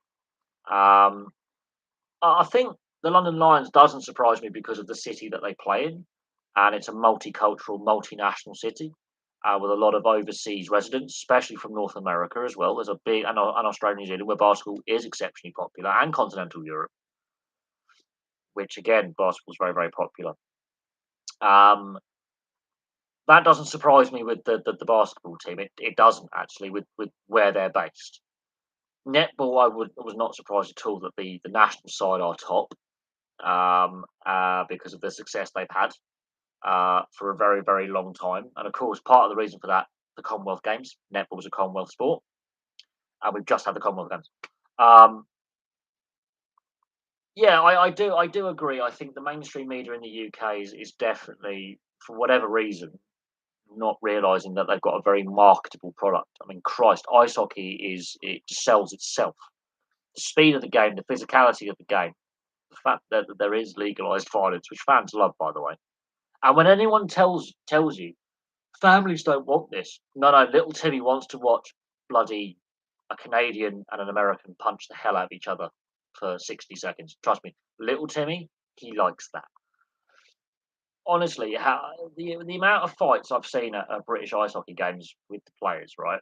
And the kids are loving it. They're loving the fact that the players are beating the crap out of each other. Um, and you know, the families, like the parents, are going nuts. So when anyone says I don't like fighting in hockey, get out. They're in a very small minority of fans, and yeah, they get pandered to far too much. They're called the Karens. They're the Karens, I call them, or the Melts. You know, they need a safe space when like the opposition scores because they want to cry in the corner. Speedway, it's very, very, as I've mentioned this before on Speedway, it's very popular in especially Poland. It's one of the national sports in Poland. It's definitely slipped down in regards to here in the UK. A lot of speedway tracks also linked to dog tracks, and with the decline in greyhound racing, there's also been a decline in speedway. Um, yeah, no, I've got every NIHL team in both uh, one and two, so top and second tier, so second and third tier on social media. Um, but yes, I do agree that the British media, for some perverse reason, is ignoring a viable sport, a very popular sport, and therefore, and this is what I think, because a lot of ice hockey fans also follow rugby union, rugby league, football, cricket. They're not just ice hockey fans. Let's be clear on that. And they do feel disenfranchised, and that disenfranchisement carries over into other sports. So there is the average age of a fan in attendance at ice hockey is actually lower than at football. But there is that sense of disenfranchisement uh, with the mainstream media. There is that feeling, and that is transcending across other professional sports as well. Is that fans feel ignored? I think the sport feels ignored, but fans feel ignored. Um, they feel that I wouldn't say it's necessarily in a healthier place. There are some issues that the sport faces, but this is where when you have a very popular sport that does have a younger fan base, ironically, there's a lot of younger when I go to games, and I haven't been for a few years now, partly because of COVID and also partly because I've moved, and so just getting, to and from games is a logistical frigging nightmare. Um, the the the how do I word this? A lot of families and a lot of younger fans. When I was at games between 2013 and 2019, I missed, I think, about 7 home games in total at the Bracknell Bees back in the day at the old ice rink. Over all those seasons, 6 seasons, I missed 7 home games in 6 seasons. Let that sink in. That is a lot of home games. That is a lot of money I've spent. That's a lot of jerseys I bought. That is a lot of time. At the time, I was in my early 20s when I started going again. It'd been a lot. I'd stopped going for a few years for a variety of reasons, and I felt bad that I'd stopped going. Partly because the team wasn't doing as well, but I started going again, and it actually positively impacted my mental health. So there you go. It positively had an impact on my mental health and well-being going. Um, I was in my early 20s going to a professional sports match. You would not see me affording that at football. Um, I did some away days as well in that period. Yeah, the average age of a fan is younger. There was a lot of young people going, a lot of young people in their late teens, early 20s. So the average age of a football fan is in 40 in this country. The average age of a baseball fan in the US and Canada is 50. Um, the so the average age of a fan in attendance is slowly going up for a lot of sports. Ice hockey, yes, it is cheaper. Yes, it is more affordable. A lot of the ice arenas and ice rinks are in very accessible locations, near to good transport links, and they're in very accessible locations. Nottingham is right in the city centre, so I don't know how Nottingham's bus routes work, but they all converge on the city centre. And Nottingham is a very, very small city for size, but population is quite big. It's right in the city centre. There's some good infrastructure around it. But no, because it's a cheaper sport for match day ticket at least. Um, yeah, no, and yeah, Swindon does have. I've been to the Link Centre a few times. Yes, it does have a big car park. I did get lost, by the way, in said car park. Um, but no, it's a very the match day experience is very family orientated. Um, it really is. I will say that they do a lot of community outreach programs with youth clubs and schools, which helps with the average age of a fan suddenly dropping. They do a lot of outreach with youth charities, and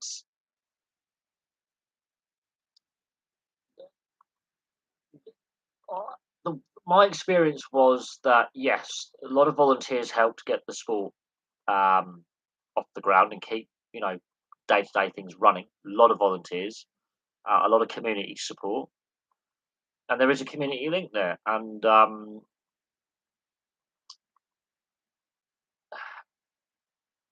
the the social media presence is hilarious. So, definitely, I've made so many friends for life out of the sport. I'm going to say that right now. Um, I've got friends who play the sport. I know some of the national sides through watching them play, talking to them, meeting them over the years, and it's been nothing short of just fun. Um, and I've I've never had a bad experience even with rival fans. Um, ever. And the amount I've seen every single NHL jersey. I've seen jerseys from the OHL, CHL, Western Hockey League, the Quebec Major Junior League, um, the SPHL. That one I've seen ECHL jerseys, AHL jerseys. It's just fantastic, fantastic. Um, but yeah, I do think there is a feeling, and most ice hockey fans will support another team sport. They do. Um,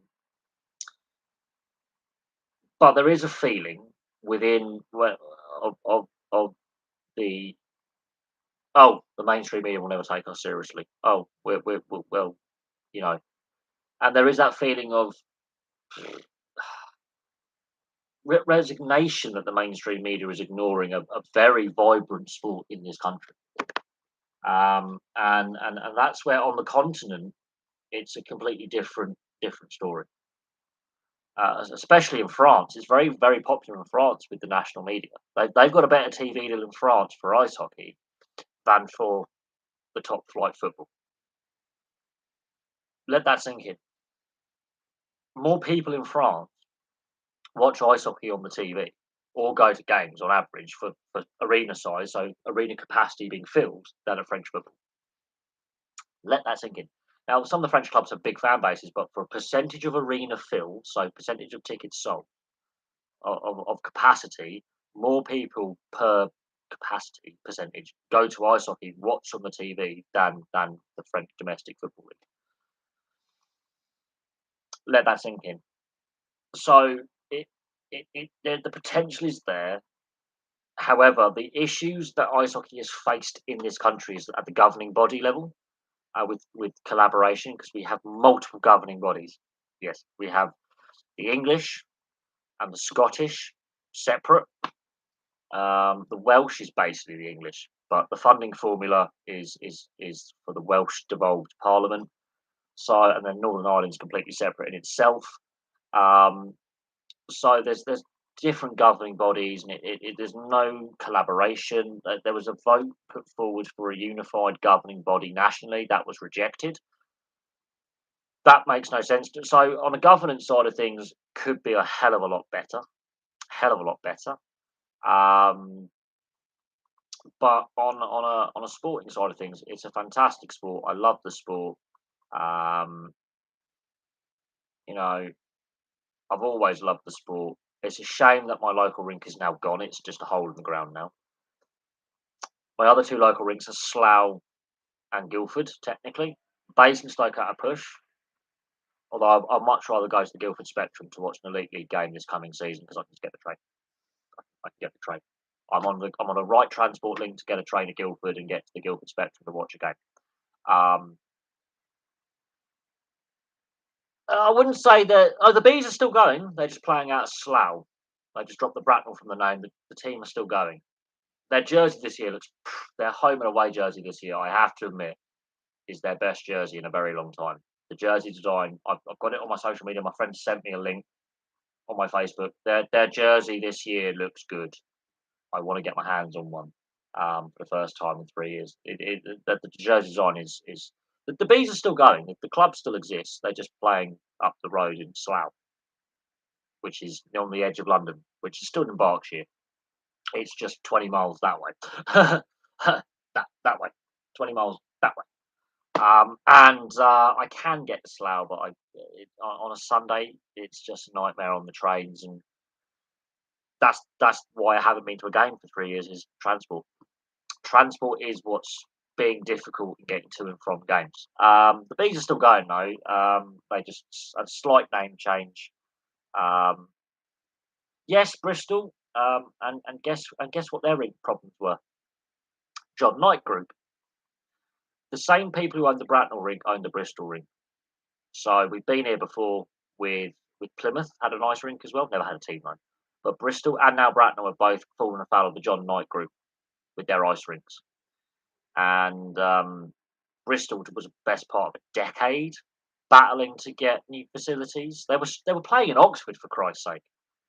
That's what I find ridiculous is they were travelling all the way to Oxford, where even though Swindon's more local. I'm surprised they didn't try and use Cardiff facilities to use facilities, which is completely unacceptable. Completely unacceptable. In my opinion, I find that ridiculous. But it's the John Knight Group, so much like Planet Ice with the Basingstoke situation, and they had some finger pointing at how they operate their business model as well. The Isle of Wight in Ryde, they've shot the rink there. It's still standing. It's just vacant, and the Raiders, the Whitling, well, what was the Isle of Wight team, um, hasn't played since 2013. Um, the rink melted. God, not surprised. But I don't think they hardly. No, Bristol's a university city, and the university program when it comes to ice hockey is pretty healthy. And Bristol is a sports mad city, an underachieving city, but their team's pretty good. Bristol have shown the Pitbulls are a good side, and they are playing in the National League One this season, so that's a step up for them as an organisation. It's fantastic that they have stepped up a level, and they've been building for quite. And their women's team is quite good as well. Um, their women's team has really come along, and again, I follow them on social media. Um, I want to see as many teams be as competitive and succeed as possible. Obviously, I'd like the bees to win every season, but for the last decade, it's been a bit shit. But and I say that with love, but the Bracknell Bees have been terrible for a very, very long time. Not good enough, and that's partly to do with financial problems and bad ownership. But I want to see as many teams as competitive and successful as possible. Unfortunately, facilities are a major issue and have been for some time in this country, and the money side of it has been an issue for some. Ice hockey is a very expensive sport to run and participate in. It's a very expensive sport for grassroots level, and it's a very expensive sport to run the facilities. Um, I don't think Sport Bristol has any involvement with the Bristol Pitbull. Let me have a look because I'm just interested because they've rebranded the logo slightly. Their color scheme's changed slightly, but they've been doing very very well.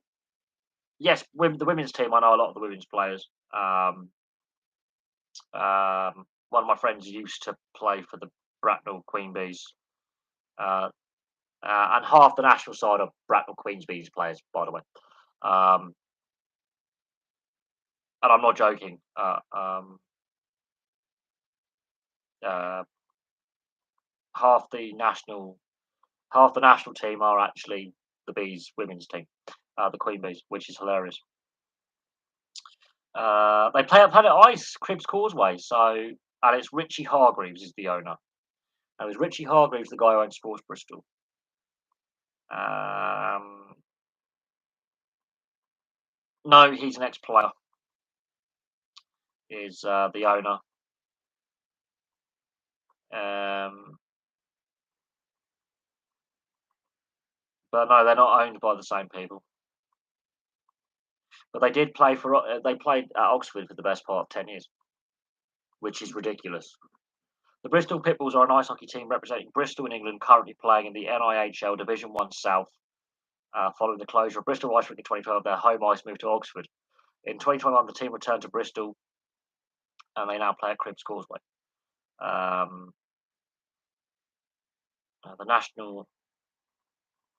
The English Ice Hockey Association, a new structure. The system.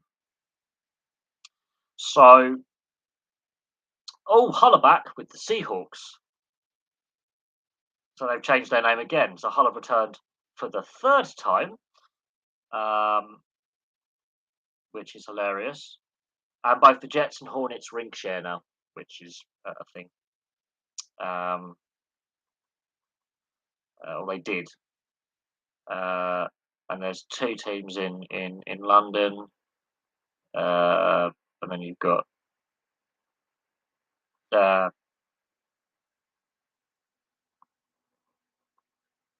right. So the National League, you've got Basingstoke, what was Bradford, which is just the Bees Ice Hockey Club, Bristol. The whole Seahawks have started up this year, which is the third team they've had in Hull in a decade. The Leeds Knights, Milton MK Lightning, Peterborough Phantoms, the Raiders, because they've also been homeless at times. They're just the Raiders. Sheffield Steel Dogs, Swindon Wildcats, and Telford Tigers. And yeah, Hull have their third team in a decade. Um, and the Division One, you got North and South, so they've shrunk them down. And yeah, no, the Hornets are no more. The Hornets are no more. They have merged with Slough, so the Hornets are no more, which is a sad thing because I've had friends play for the Hornets back in the day. But the Bees Ice Hockey Club now play out of Slough. Yeah, and they're now from Slough now, so they're no longer the Bracknell Bees. They're now based out of Slough, which is a shame. Which means the Slough Jets and the Bracknell Hornets have combined for the youth team, which is a sad thing. Um, but bad ownership over the last decade has led to a decline as on the team's fortunes um, on on the ice. But no, they're playing on, and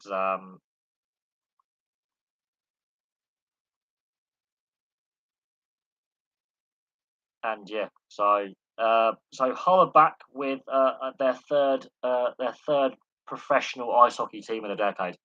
It's a shame that the whole Pirates went tits up because they had a brilliant logo, they had a brilliant jersey, and their fans were mental.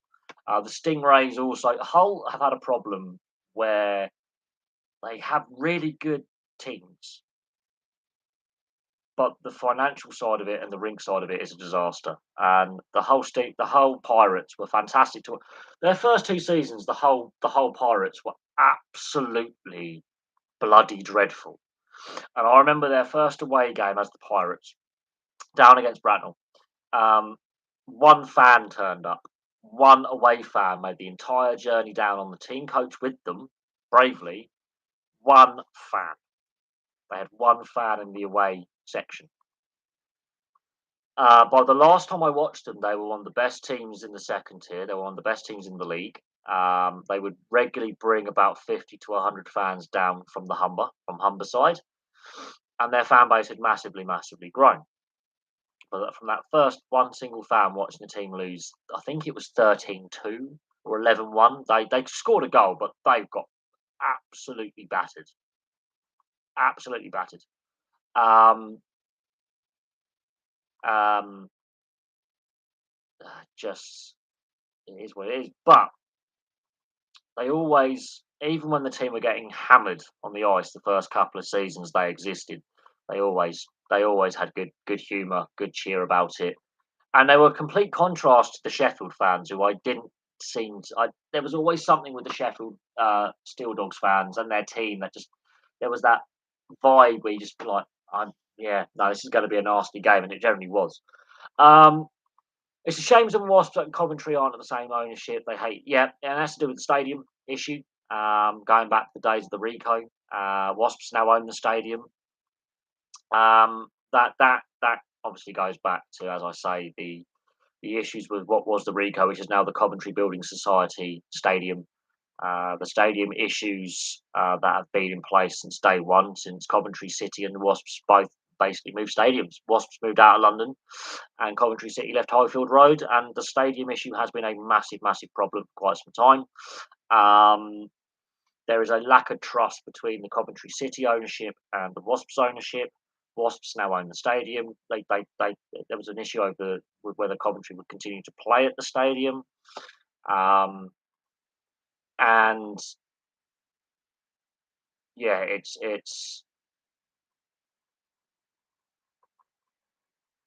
been an ongoing issue that's resulted in a lack of good faith between both parties, which is understandable. Um, there is a lack of good faith going both ways. There's a lack of trust. If Simon Jordan, oh God, I would rather Simon Jordan was not involved in football, but there we go. Um, the Slough Bees, Sleaze, that's not how you spell bees, by the way, it's double E.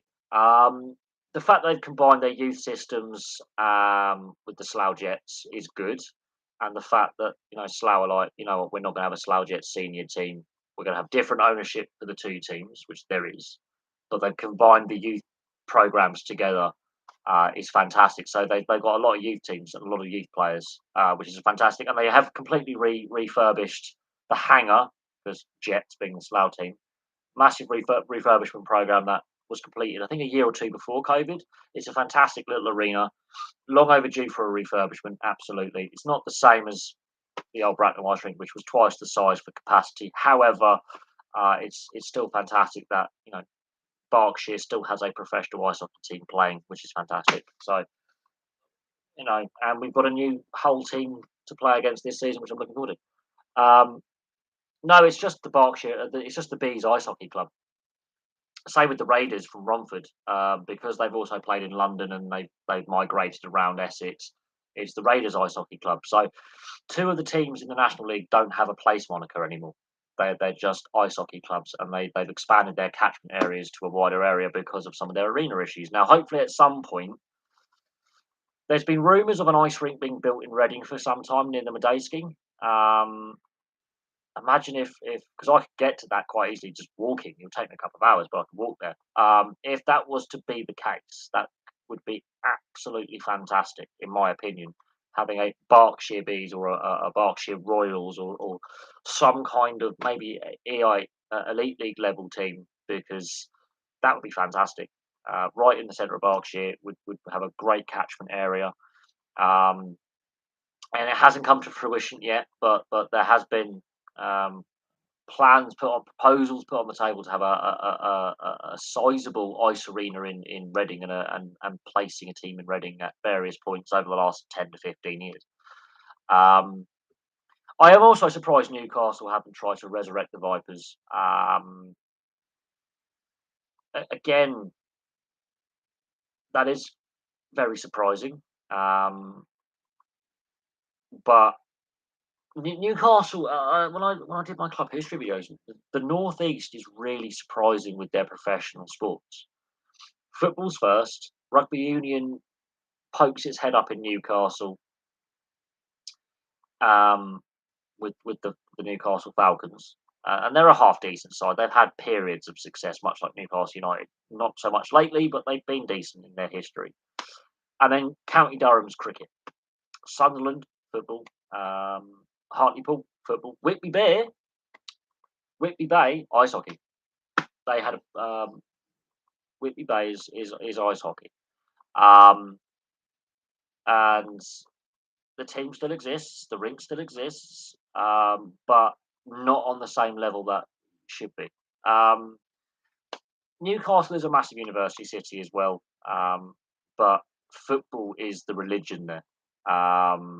Football is the religion in Newcastle, and while basketball has had some growth, the rugby union side is a clear, second, for fan attendance and stability within the city, and it's had success. It's won the rugby premiership, admittedly a long time ago, but they've had some of the best players ever to play the game, like Johnny Wilkinson. That kind of helps when you've got the world's best fly half at the time playing for your team. The world's greatest player at the time he was at his peak playing kind of helps sell the product to the fan base. Rugby league is going on right now in cricket. We've got cricket's summer, much like baseball in the US. Is the summer sport. Rugby league is going on right now. The Super League is nearing the end of its regular season before it goes into the playoffs. So they're the two major team sports right now. I think the motorsport will resume now after the summer break with the touring cars, I think this weekend, which I'm looking forward to, by the way. The women's NRL, the NRLW 2022 season starts this weekend, which I'm looking forward to as well. And they're doing lots of double headers, and the women's rugby league is expanding, rather than going 8 to 10. It was meant to expand to 8 teams for next season. It's now expanding to 10. So they've sped up the expansion of the NRLW because of the massive uptake in participation, which is good. There are a few universities in Newcastle with strong basketball programs which feed the Eagle. Yes, look, I've had friends go to university in Newcastle. It is a sports mad city. Obviously, football is the dominant sports, but look at St James's Park. It's right in the city centre. Um, it's a fantastic city. It's football dominates, but it's not. As I say, it's not the only sport. As we say, the Newcastle Falcons are a pretty good side as well. But it's look at. Have you noticed the sports teams in Newcastle? The nicknames: Newcastle United, the Magpies; Newcastle Rug, the Falcons; the basketball, the Eagles. All their sports teams play in black and white and have um, nicknames that are bird species. Let that sink in. That's a little one, isn't it? That is a little. And their biggest rivals in Sunderland, they're nicknamed the Black Cats. The irony behind that is a little tidbit of random sporting. That's something that's quite noticeable. Um, and that's kind of a quirky fact that all the sports teams out of Newcastle, their nicknames are birds. So the Eagles, Magpies, Falcons, and they're all predatory birds as well. And then Sunderland, their biggest rival in any sporting concept in football, Black Cats. It's just brilliant. I think brilliant anyway.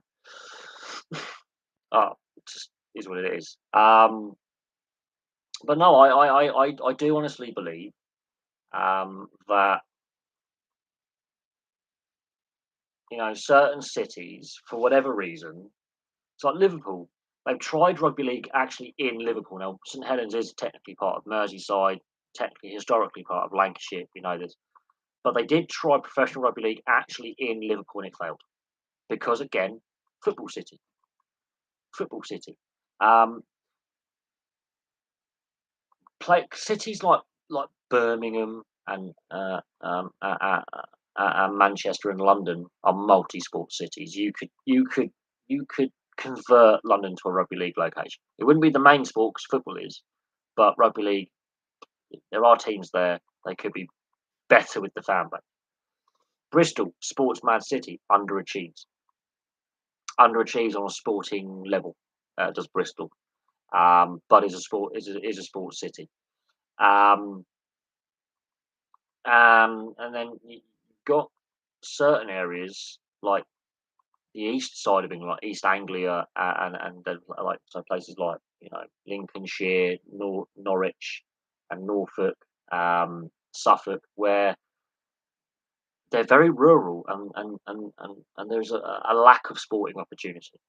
Um, yeah, no, I don't know what it is with Liverpool, but yes, you've got Liverpool and Everton, and technically Tranmere across the river, which is part of Merseyside, and Tranmere is the forgotten club on Merseyside, and they're a fantastic club with a fantastic fan base that's very passionate, and a fantastic little stadium in Prenton Park.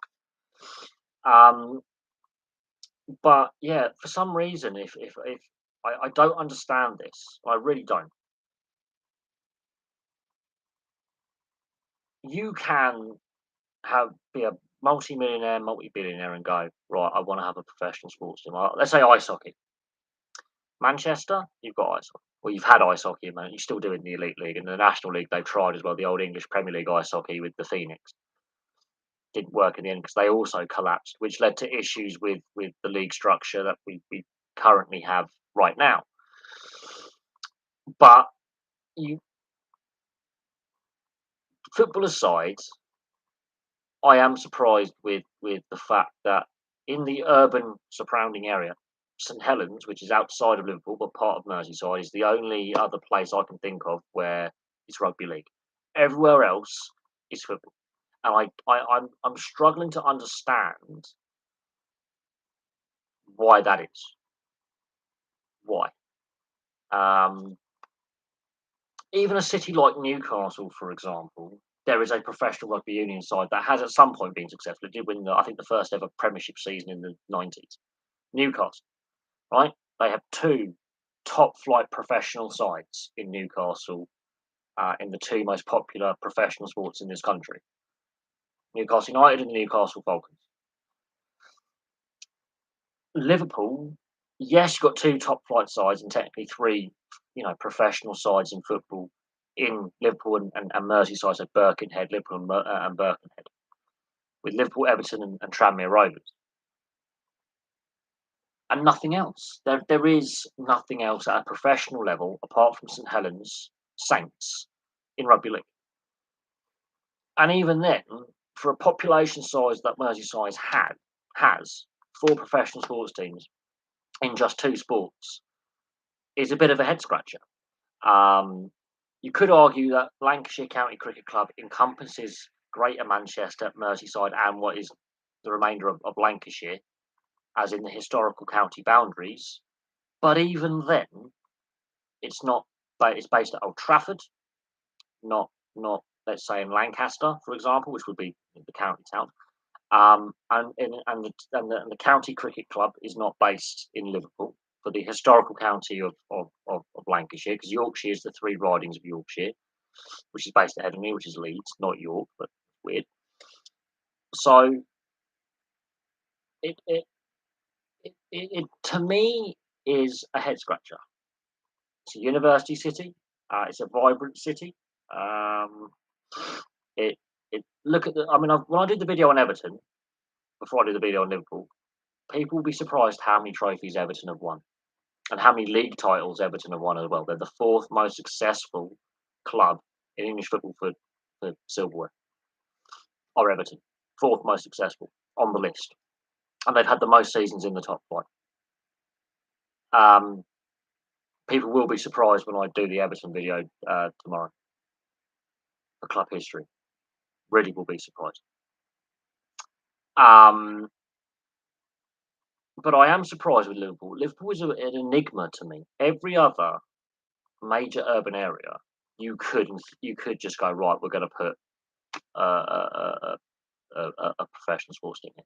Now, yes, you could argue Portsmouth and Southampton are football cities. Gosport, ironically, is where the Solent ice hockey team play, because they moved from the Isle of Wight, technically. The Solent Devils. But Southampton and Portsmouth, you could argue, okay, you could try. Southampton does technically have the Rose Bowl, which is Hampshire County Cricket Club. So Brighton, another one. You could see a rugby union side or a really want to be brave, a rugby league team. If you want to expand you could put a professional rugby union side in Brighton to share the Amex, or a rugby league side if you were being brave and going, look, we're going to put a rugby league, call them the Seagulls, all right? Hypothetically, Brighton Seagulls, Brighton Bombardiers, whatever. Come up with a name. I could see that happening if someone had a lot of money went, like, we're going to relocate the London Scholars to Brighton. I could see it happening. Can't see it with it. I just don't understand, and I understand this. It is a waste of time. It makes no sense why, but and yeah, you could a rugby union or rugby league side, doesn't matter. You could put a team in Brighton. Piece of it, put a team in Brighton, and it would work. In my opinion, I think it would work. Liverpool, I just do not understand. I cannot see a rugby union or rugby league side in Liverpool working, and they've tried it and it's failed. Have Man City already won the title already? No, too early. Too early, and I think the World Cup will have a massive impact on the second half of the season more than we realise. Players are going to get injured. Players are going to get suspensions out of that World Cup. There's going to be players fatigued from that World Cup. I wouldn't say Man City have won it already. I would say Liverpool's slow start can be mitigated later in the season. You can build into a season. The season Blackburn won the Premier League, we were slow starters and we ended up winning the league in 94, 95. The first season Man United won the Premier League in 92, 93. Ironically, guess what? They lost their first 2 games. They lost their first 2 games. What have they done this season? Lost their first 2 games. They then went on to win the league in 92, 93. So They won back-to-back titles actually, and then Blackburn win the next title, and then it's Man United again for a couple more than Arsenal. But Man United's 92-93 winning season, they lost the first two games. So no, no, absolutely not. They've not won the title already. If, let's say, Liverpool and Chelsea really don't, and Tottenham don't get started and have a very slow first 10 games of the season, that's a different conversation. That's basically how Blackburn won the league in 95, 94, 95 was the momentum.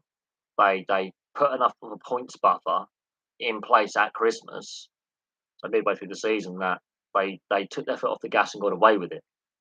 Um, but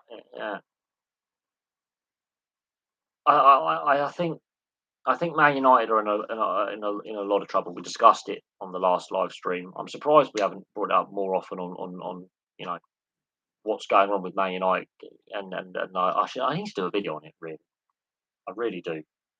Um, but I'll do that. I'll make reference to Man United's recent issues in the club history video that I'll be doing.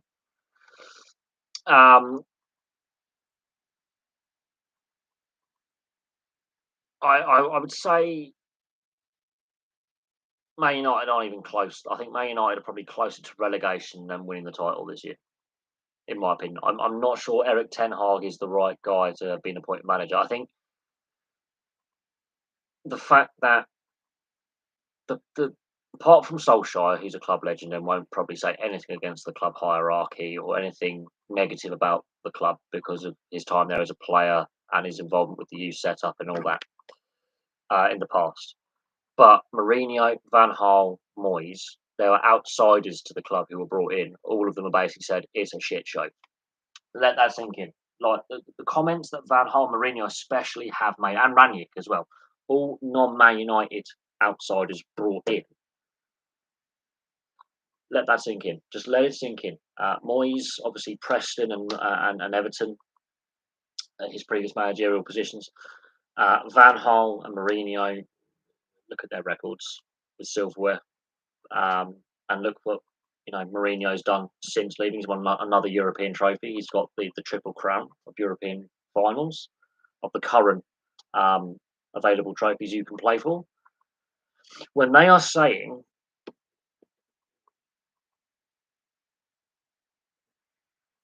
the things they are saying and their responses to questions in press conferences, that tells you all you need to know about the health of the club and the structures with the day-to-day running, the administration, the ownership, scouting, youth development, funding, infrastructure investment, you name it. The same was said about Newcastle United under Mike Ashley. The same has been said of Everton. Now, when you've got managers coming out who are ex-managers saying it was a Mickey Mouse show, yeah, the more City win, the more crap the Premier League looks like. I don't want the EPL to look like the Bundesliga or French league, even how Serie A was. Yeah, I think the Bundesliga now is actually having a negative impact on the German national side. I do believe that. Um, and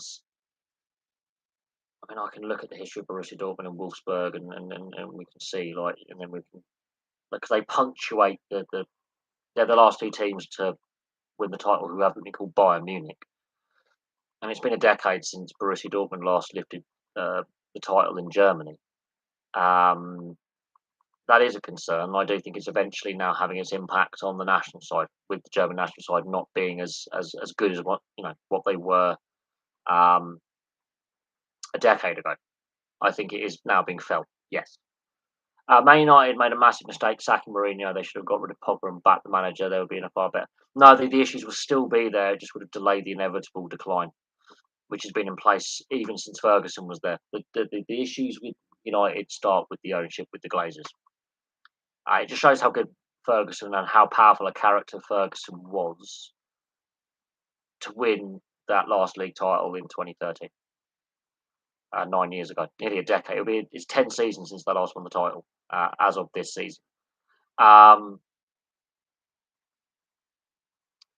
think sacking Mourinho days well, no, that was Tottenham, but sacking Mourinho, well, I think that was a blunder.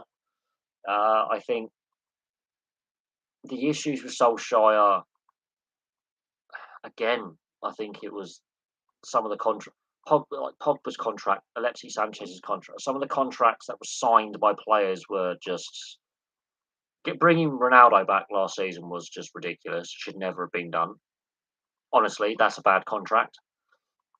And his attitude, I think, still. I'm not. I'm not. He's a very selfish player. Um, very selfish player. Um, yeah. Questions will be asked about that. It has happened before in the 70s, 74 and 78. They failed to qualify for the World Cups. So we did miss two in a row in the past. And a lot of questions were asked, why? And that was not a good time for English football. The 70s, but missing out on the 74 and 78 World Cups, the 70s was a very dark time for football anyway, domestically.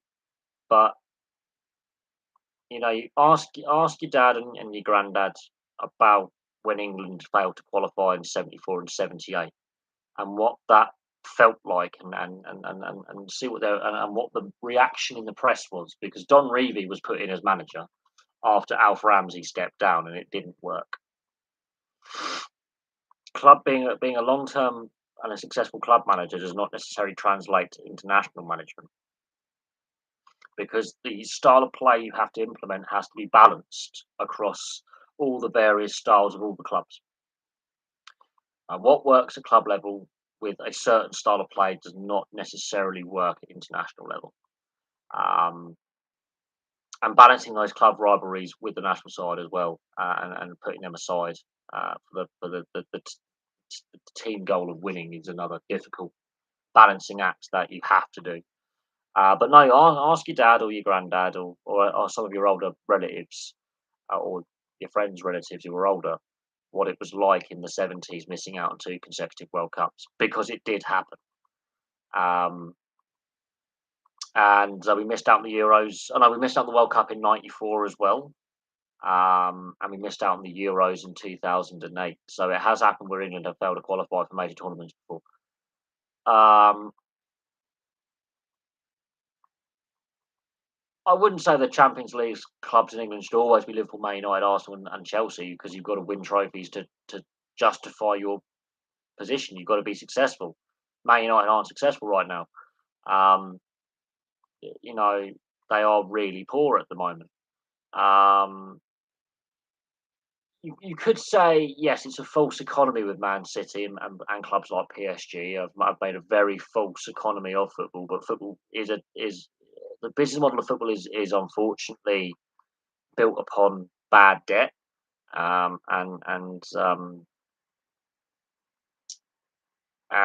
is not um, sustainable anyway. Local club Hertford Town winning to a Walthamstow. That's fair enough. Yeah, I'm a big supporter of people who feel disenfranchised with professional sport and at the top level, supporting their grassroots clubs. I'm a big supporter of that. I do suggest more people do it. The lower levels at professional and semi-pro, and then amateur level, like full on, amateur level, grassroots level, do need the support. And people forget, without the lower levels on the pyramid, the top level cannot be sustainable. Which is why the European Super League would have failed anyway, because you just cut off the head of the pyramid, the head of the snake, but then you separated the, the, the grassroots from the top level, and it would have killed itself. Um, Everton aren't even close to European football. Everton are I think, in a relegation scrap this season. Um, you support Liverpool, but Northampton. So you're following two professional clubs. That's good. Northampton are a solid. When I do my video on Northampton Town, I think I'll be surprised with what I find out about Northampton Town and their history. Um, What's a good save percentage for a football goalkeeper on penalty kicks? A lot lower than an ice hockey goaltender. I know that much. I would say 1 in 5, a 20 to 25% save percentage is considered pretty decent. Some keepers have a bit higher, about 40%. So it's anywhere between 20 and 40% is seen as a pretty good save percentage. Bear in mind the size of the goal, and when you're practicing compared to um, actually in a game. Some goalies, though, do have a very good record at saving penalties consecutively. Outside of shootouts, some goalies are very, very good in regulation play at saving spot kicks. Some keepers have a specialist, are very specialist penalty savers, which is why you will sometimes see if there's a penalty shootout looming, they do the goalkeeper sub swap, because some goalkeepers have a very good record in 90 minutes in a regulation at saving penalties. But generally in training, it's 20 to 40% save percentage, and generally in shootouts as well. Generally speaking, across the board, it's about 20 to 40%. Um, Northampton are in League Two right now, and again we were normally in League One. I think Northampton Town. I think the issue with Northampton Town, much like Huddersfield Town yesterday when we did the Huddersfield Town video, is that's rugby country. It doesn't matter if it's league or union, and so therefore it's harder to build a successful competing team when you've got a major sport that is entrenched, successful, and attracts the fan base and sponsorship of the local area. So Huddersfield Town is actually rugby league country, even though they actually have better attendances now than the rugby league team. Historically and traditionally, getting started up and established, they're in rugby league country. Real heartbed because rugby league, the rules were written in Huddersfield. Northampton Town, you've got to compete against Northampton Saints, and Northampton Saints are far more successful, far better established. They've got more of the corporate sponsorship with local companies and national sponsorship, more exposure on the TV, and they have the bigger stadium, bigger fan base. So Northampton Town are up against it in regards to attracting fans and building a successful team that can compete with the catchment area for fans.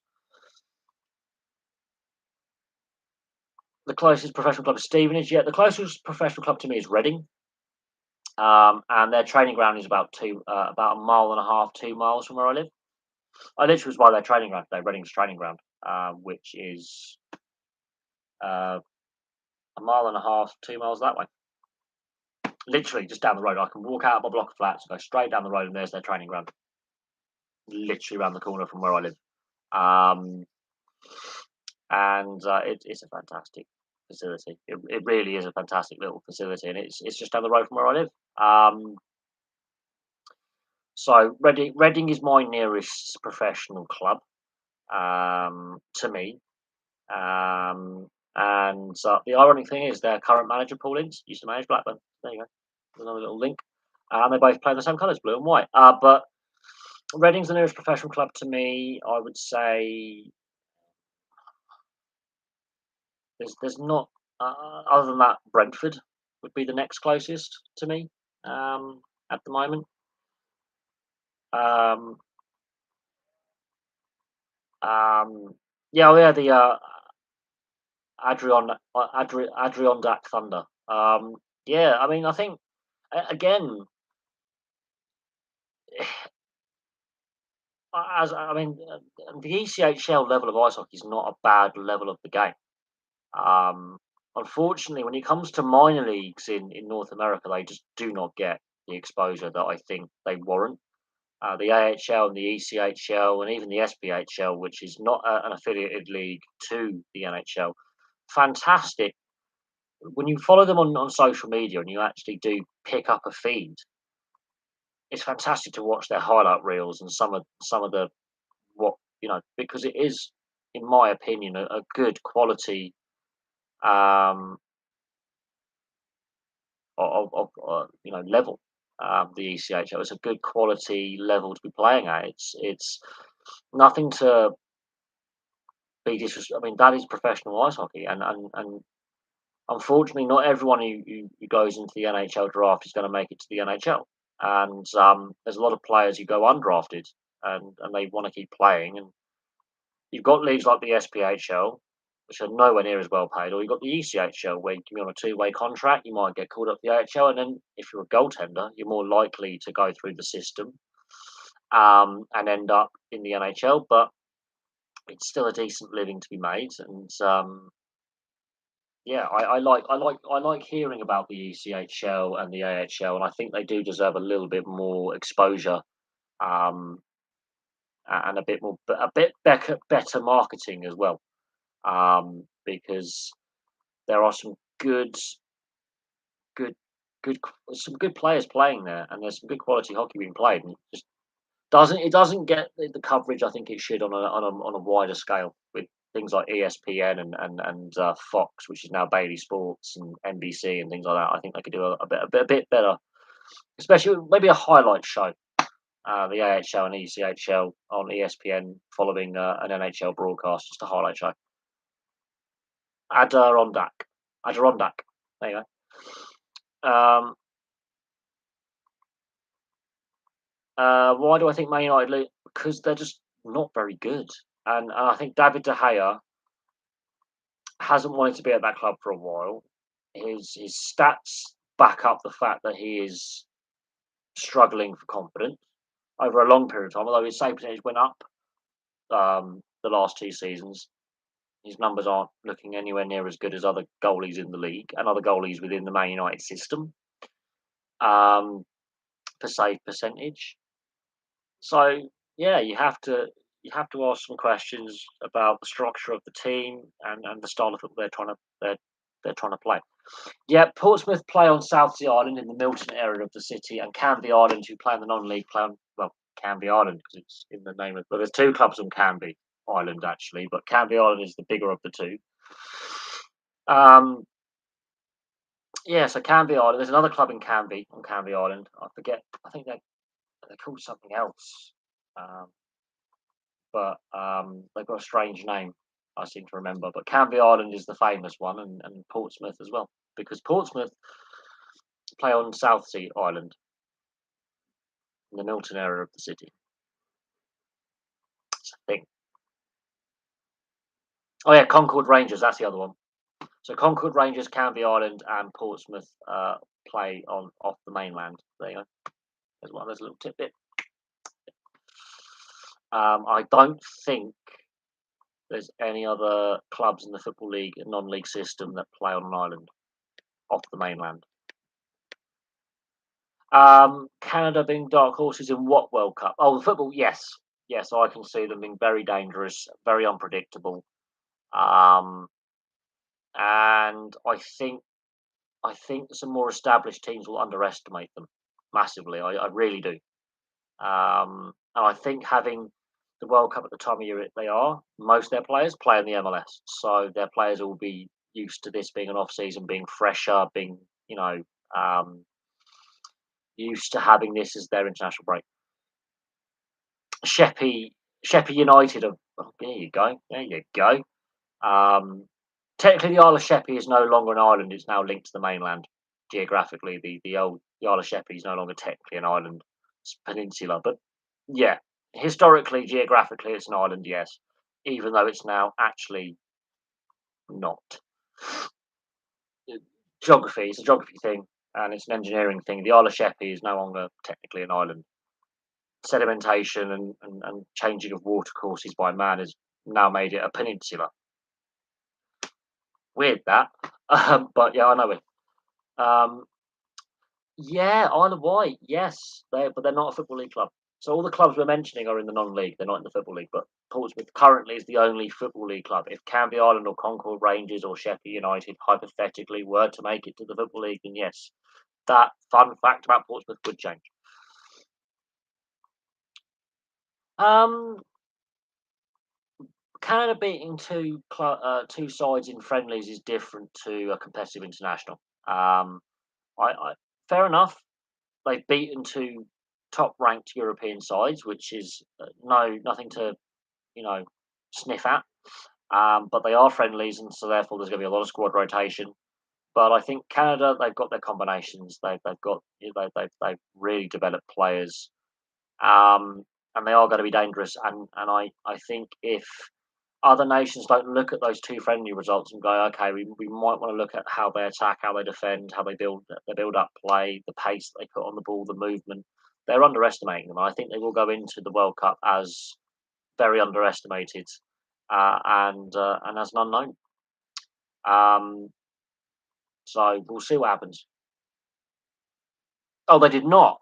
Ah, to be. Oh, right. I think Croatia looked vulnerable from how they played at the Euros, and Belgium didn't really sell. You know, didn't look uh, didn't look like world beaters at the Euros. I can see Belgium and Canada being very vulnerable. Um, yeah, but they're not technically English clubs. Isle of Man is a nation, and the Channel Islands are classed as nations as well. They're not technically English league clubs, are they? They play in the English league, but they're not English clubs. Technicality. That's technicality. That is a technicality that they're not technically English clubs. They're crown dependencies. I'm being so anal, but if at some point, I think Canby Island is the and Concord Rangers are the most likely of the non-league clubs to possibly make the Football League because of where they currently are in the non-league structure, then yes, that quirky fact about Portsmouth disappears. And they go, well, no, we've got two clubs in the football. But until that happens, Portsmouth is the only club in the Football League and ever to play professionally at the top level at any point um, in all the divisions in the Premier League to be playing on an island. But yes, some of these non-league clubs also technically on islands, yes, and they are part of the English league system. So in theory, they could make the Football League. And if they were to expand the non-league into the Football League structure, then yes, absolutely. Then that changes the whole conversation about the fun, quirky fact that, yeah. Yes, I've discussed Berwick Rangers playing in the Scottish League system in the Carlisle video. Um, and there's again a reason for that. They're actually closer to Edinburgh than they are to Newcastle. It's just how it works out. Uh, Geographical location. They are in the middle of nowhere. Um, So it made more sense for the Scottish away days, the logistics of going to away games, for them to be in the Scottish league system. There is no other clubs near to Berwick Rangers. I mean, that is a quirky fact that they're the only English team to play in a foreign league system. There you go. But yeah, the five biggest Welsh clubs play in the English league system. Weird that is. There's some really interesting, quirky facts. Um, in regards to some of the clubs and some of the quirks to do with sport. Um, there are some really like bizarre facts, and how far I would say maybe quarterfinals for Canada. Look, I can definitely see knockout stages. I'll go quarterfinals. They may surprise us and go on a bit of a run. Um, confident confidence within the group is high. They're unified. They stood up to their governing body and went on strike, and they actually stood up to them. So the team unity is sky high. They believe in each other. And I do think opposition teams will be underestimating them. I think Canada can go on a run, be dangerous. They might be the shock of the tournament, or the pressure may get to them, and they may not go as far. I have my reservations about England and the way they're playing right now. Yes, I do. I do have my reservations about England and the direction under Southgate and the style of play we play under Southgate. I think what the Euros told us is that open, fast-paced football is the best way to go. High press, high fast-paced counter attack, and what the women's game proved is that again, high press and fast-paced passing wins you games. Fast-paced possession. So when you're on the ball, the movement, mixing up, having a plan A, a plan B, a plan C, having wingers that aren't afraid to change wings and run at defenders.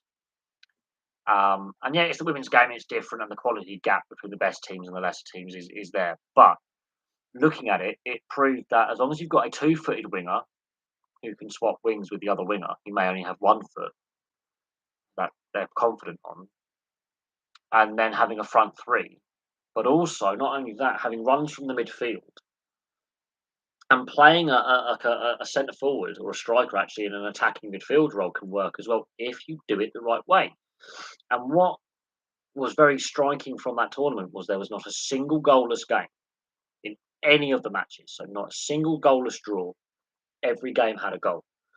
And looking at it, yes, defensive quality and the gap between the top nations and the lower nations is bigger, and yeah, quality level is not the same. But the heat had an impact, made the games more open. It did, and it's going to be warm in Qatar for some of the matches, not all the matches, because sometimes it does get cold in the desert. It will for the later kickoffs, but for the earlier kickoffs, the heat's still going to have an impact. So acclimatization is going to be very, very important.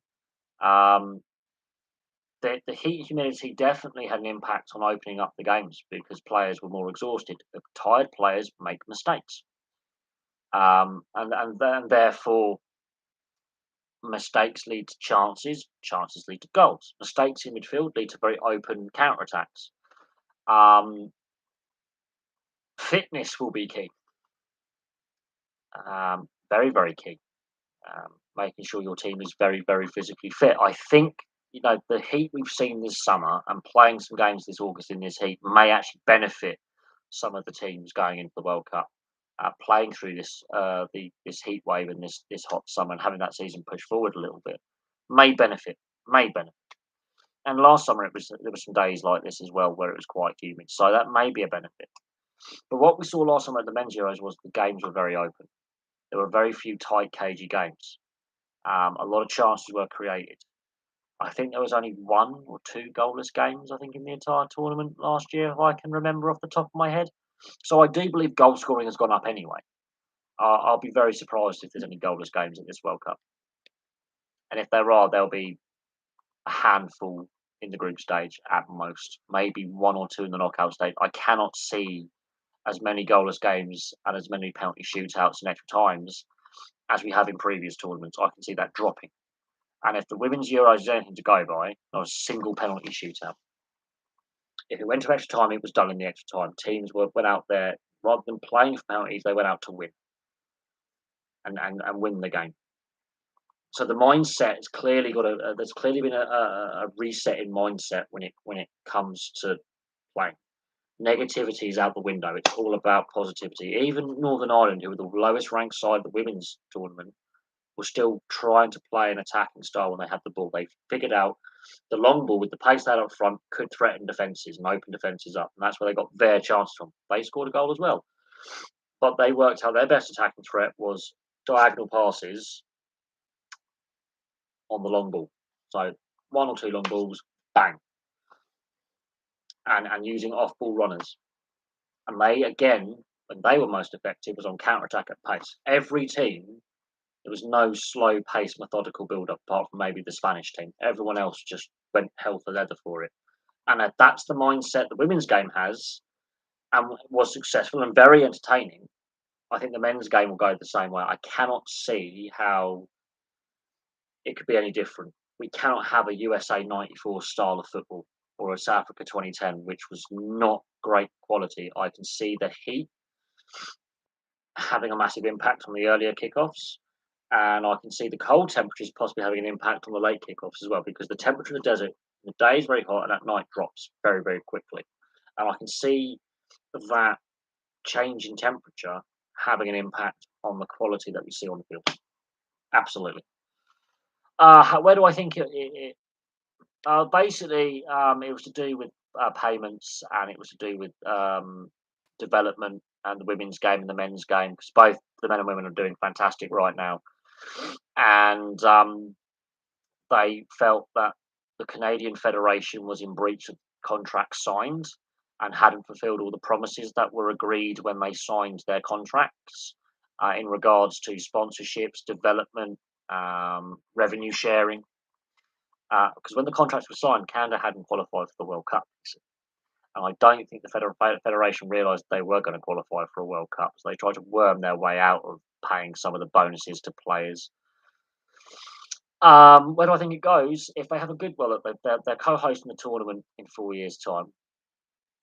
I think, yeah, they're going to be in back-to-back World Cups, so I think that they have a chance in the next 4-year cycle to really build themselves for the next decade. And with the MLS expanding, I can see more Canadian teams joining the MLS at some point. I can. Who's going better right now, Canada or the US? That's a good one.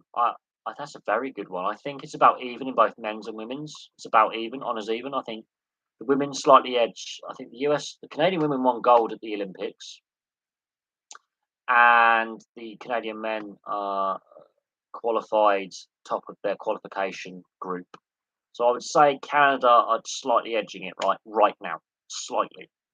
And that is a fantastic development that they've been on, and that's the same in the women's game. They've been building for quite some time and have built a very, very good side.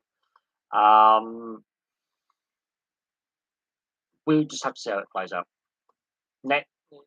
Honestly, we'll just have to see how it all plays out. Next year, the Women's World Cup is going to be very, very interesting. Very interesting. I think the Canadians could be dangerous at the Women's World Cup next year as well. So we'll just have to see how it plays out in a year's time at the Women's World Cup. The development, yeah. I think Canada has challenges because ice hockey is the major national men's sport, but rugby union and CFL are declining. So that's what they've snuck in is the other two major national team sports, where Canada have had, especially rugby union, where Canada have had some decent successes in the past and have been to quarterfinals in the Men's World Cup in rugby union. Their rugby union team and their rugby union program is in crisis, and the CFL barely makes any money. So the MLS and the Canadian Soccer Federation have been very, very astute in realising the other major team sports internationally and domestically that Canadians play, other than ice hockey, there are some weaknesses, and they've got in there. They've got in there and gone, right, okay, bosh, let's look at youth development and entice those young kids who may be interested in rugby or American football, Canadian football, but American football, um, to play our sport. And they've obviously worked out Pathways program. A lot of it is Toronto based. If you don't win anything, do you think Pep deserves that? I think the big question mark is, can he win the Champions League with this club? And that is the question mark. And he has stated that is his goal under his current contract. I don't think he extends his contract again. I would argue if we're very early in the season, but their lack of success in the FA Cup is another striking fact that I find really interesting, and that's another thing I'm going to cover in the Man City club history is their lack of success in the FA Cup. Really stuns me. Really stuns me. And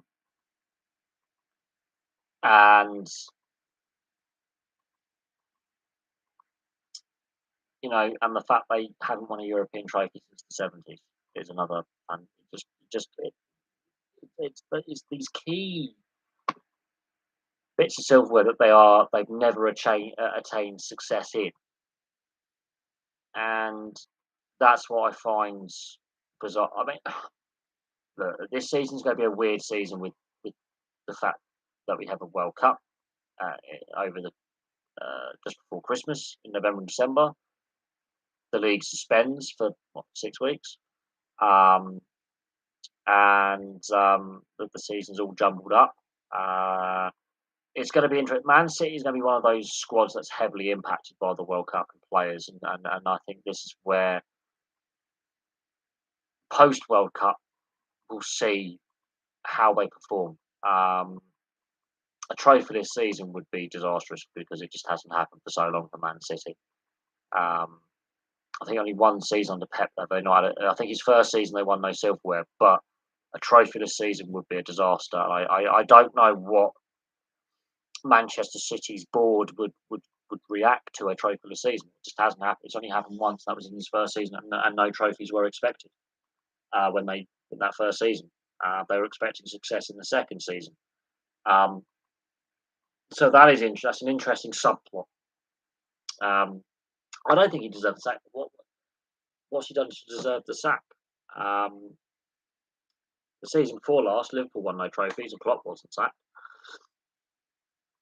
So why would Guardiola deserve the sack? I don't understand this. And I think this is where Man United are going wrong. Is they're built to win now. Same with Barcelona. It's a win now mentality. You don't win, you're out. There's never. We need a 3-4 year plan to rebuild. Not acceptable. That's what caused Liverpool so many problems for 30 years not winning the league title. Was they weren't prepared to take the hit for 4 or 5 seasons and go back to Mother Earth basically until Klopp comes along and says no, it's going to be a process. You want to win the league, it's going to take 4 years, and he did it in 3. So Man United, the reason why Manchester United are where they are is they're not willing to go through a process of having a manager going, look, over the next 4 years, we're going to go back to grassroots, we're going to go back to square one and start again.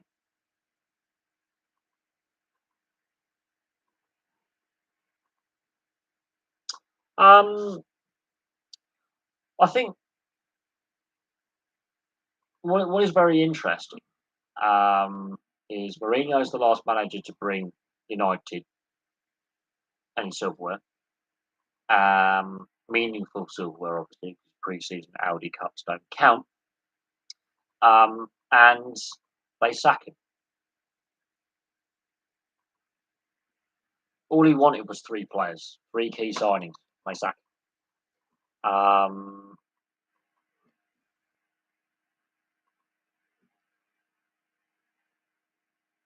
I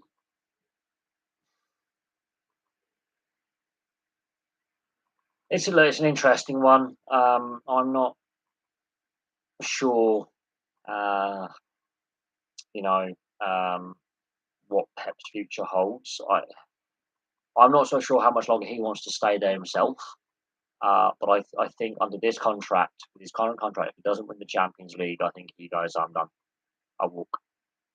But he didn't win the Champions League at Bayern either, and he had like a stacked team there. So, and he had a stacked team at Barcelona and won it. But since leaving Barcelona, he's not won the Champions League. He's had stacked teams and just cannot do it.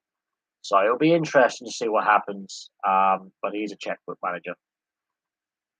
That the lack of youth team products coming through into the Man City starting lineup is a striking fact. That's where Liverpool has more youth products coming through their own system.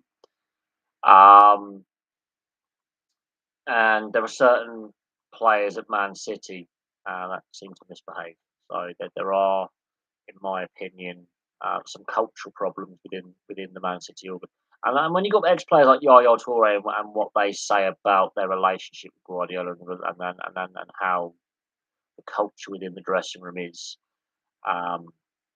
very striking. I have a lot of respect for Yaya Toure, but Yaya Toure, since he's retired and left Man City, he's given some interviews and they are quite interesting in in how he works and in what he's saying. Roman Abramovich sat managers for less. Ancelotti won the double season for them. Yeah, Conte won 2 trophies. Brought silverware in both seasons, and in the third season he's sacked. But they've shown a lot. Look, the reason why Liverpool, Man City are, I think, significantly further ahead than Chelsea at the moment is both Klopp and Guardiola have been there for a long time. They've been given that stabilising, factor. There's a reason why Man United were so successful under Ferguson. He was there forever. And even though Wenger, I think, held on a bit too long, even at the end, he still brought silverware to Arsenal. And they were a top 4 side consistently, apart from one season where they finished 5th. So constantly sacking the manager doesn't necessarily breed consistency. And there's a reason why Liverpool, Man City, and to a certain extent Arsenal now with Arteta being backed, that they are more stable and more consistent, and there seems to be a direction and an idea with what these sides are doing. Sides that regularly chop and change the manager, I mean, Christ, they're successful. What's the highest in new team? That'd be Nottingham Forest, winning promotion one year, winning the league the next, and Leicester. Um, Leicester and Nottingham Forest, the season before got promoted into. That was their first season in the league. The season after, winning. Nottingham Forest won was it the League Cup? Yeah, Nottingham Forest won the League Cup in their first season in the Division 1 under Brian Clough. Following season, won the league. And then won the European Cup in back-to-back seasons. Leicester City, first season back in the Premier League in the 2014-2015 season, narrowly avoided relegation, won the league the following season.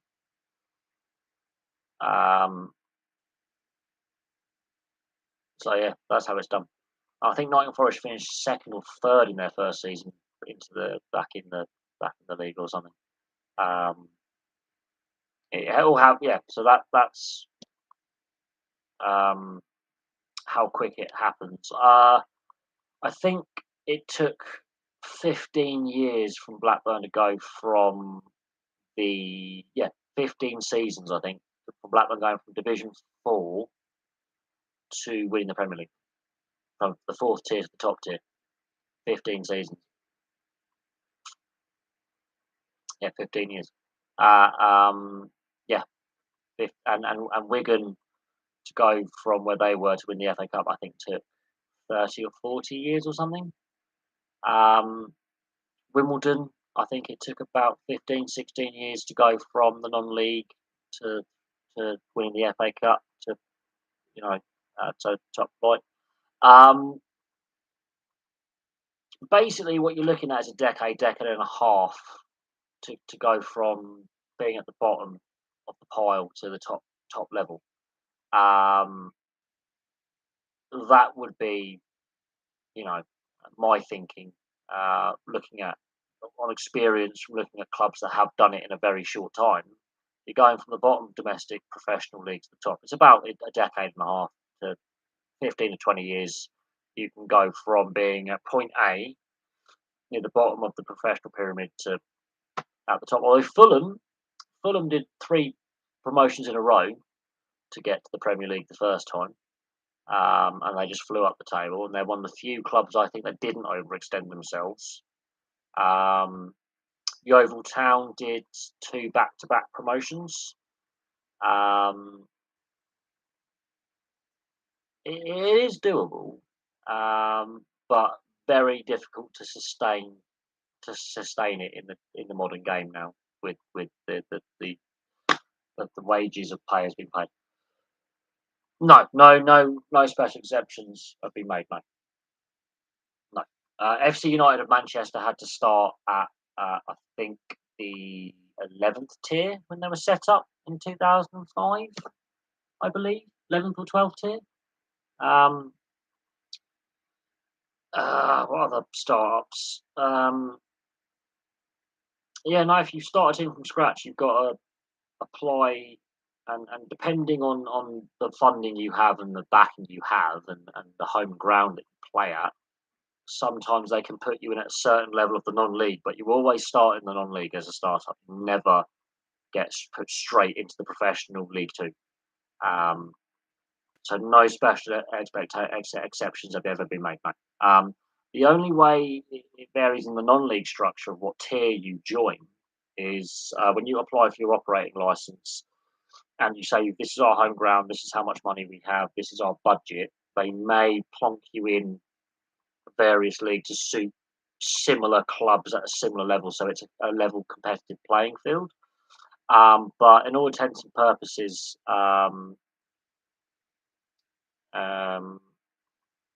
there is no real special exceptions for okay, you're going straight into the top league. Doesn't happen in. Occasionally, we've seen club mergers in the past, but we're talking a long time ago. So my Grimsby Walsall. That was a club merger of 2 clubs merged together, which explains their crest with the Swift bird on it. but their nicknames the Saddlers. It was Grimsby Town and Grimsby Swifts football clubs joined together, so you got Grimsby Town Swifts, which became Walsall. Sorry, it was Walsall Town and Walsall Swifts. Sorry, they merged together and they became Walsall Town Swifts, which is where the logo, the club crest, comes from, with the shape of the swift, the bird, and then they became Walsall Football Club.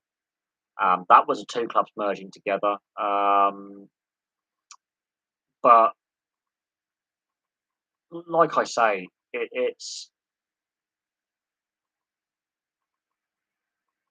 is interesting in regards to club like Newcastle United was a merger of two clubs, Newcastle West End and Newcastle East End football clubs. They merged together to form Newcastle United. But it's very rare that clubs merge together, because this is why people go, why don't Dundee and Dundee United merge together to form a Dundee City football club? I said, I'm saying to them, because they've been separate clubs for their entire existence, there's a reason why you have two clubs in Dundee. They have separate fan bases, separate ownerships. They're at separate levels in the Scottish.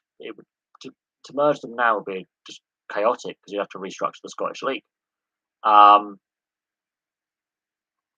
Yeah, I mean, what is interesting is the further south and east you go, the later clubs are formed.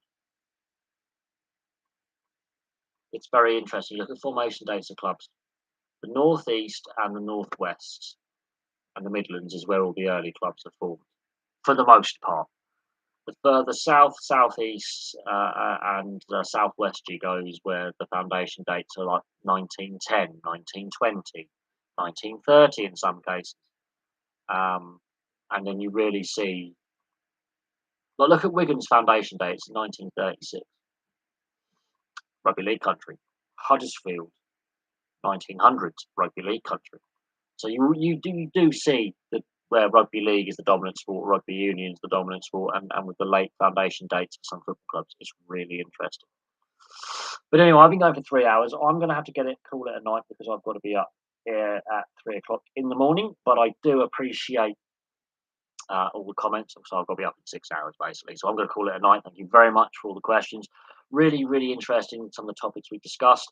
And as I say, as I started the stream with the NRL news coming out of the Newcastle Knights, with Tuala and Bradman Best being basically demoted to reserve grade for breaching team rules in regards to timekeeping with the team bus, and they are repeat offenders for these little niggling minor offences. They've been dropped down to reserve grade for this weekend's game, and Caelan Ponga and Kurt Mann, two of their key leadership group and two of their star players, being basically investigated for drug use, recreational drug use. Whether they've had previous strikes or not, we won't know. But we could. Caelan Pong is injured anyway. Kurt Mann, they're both on injured reserve at the moment. If they were suspended, it'd be carried over to next season. So if they missed the start of next season, that would be very telling if they failed a previous recreational drugs test.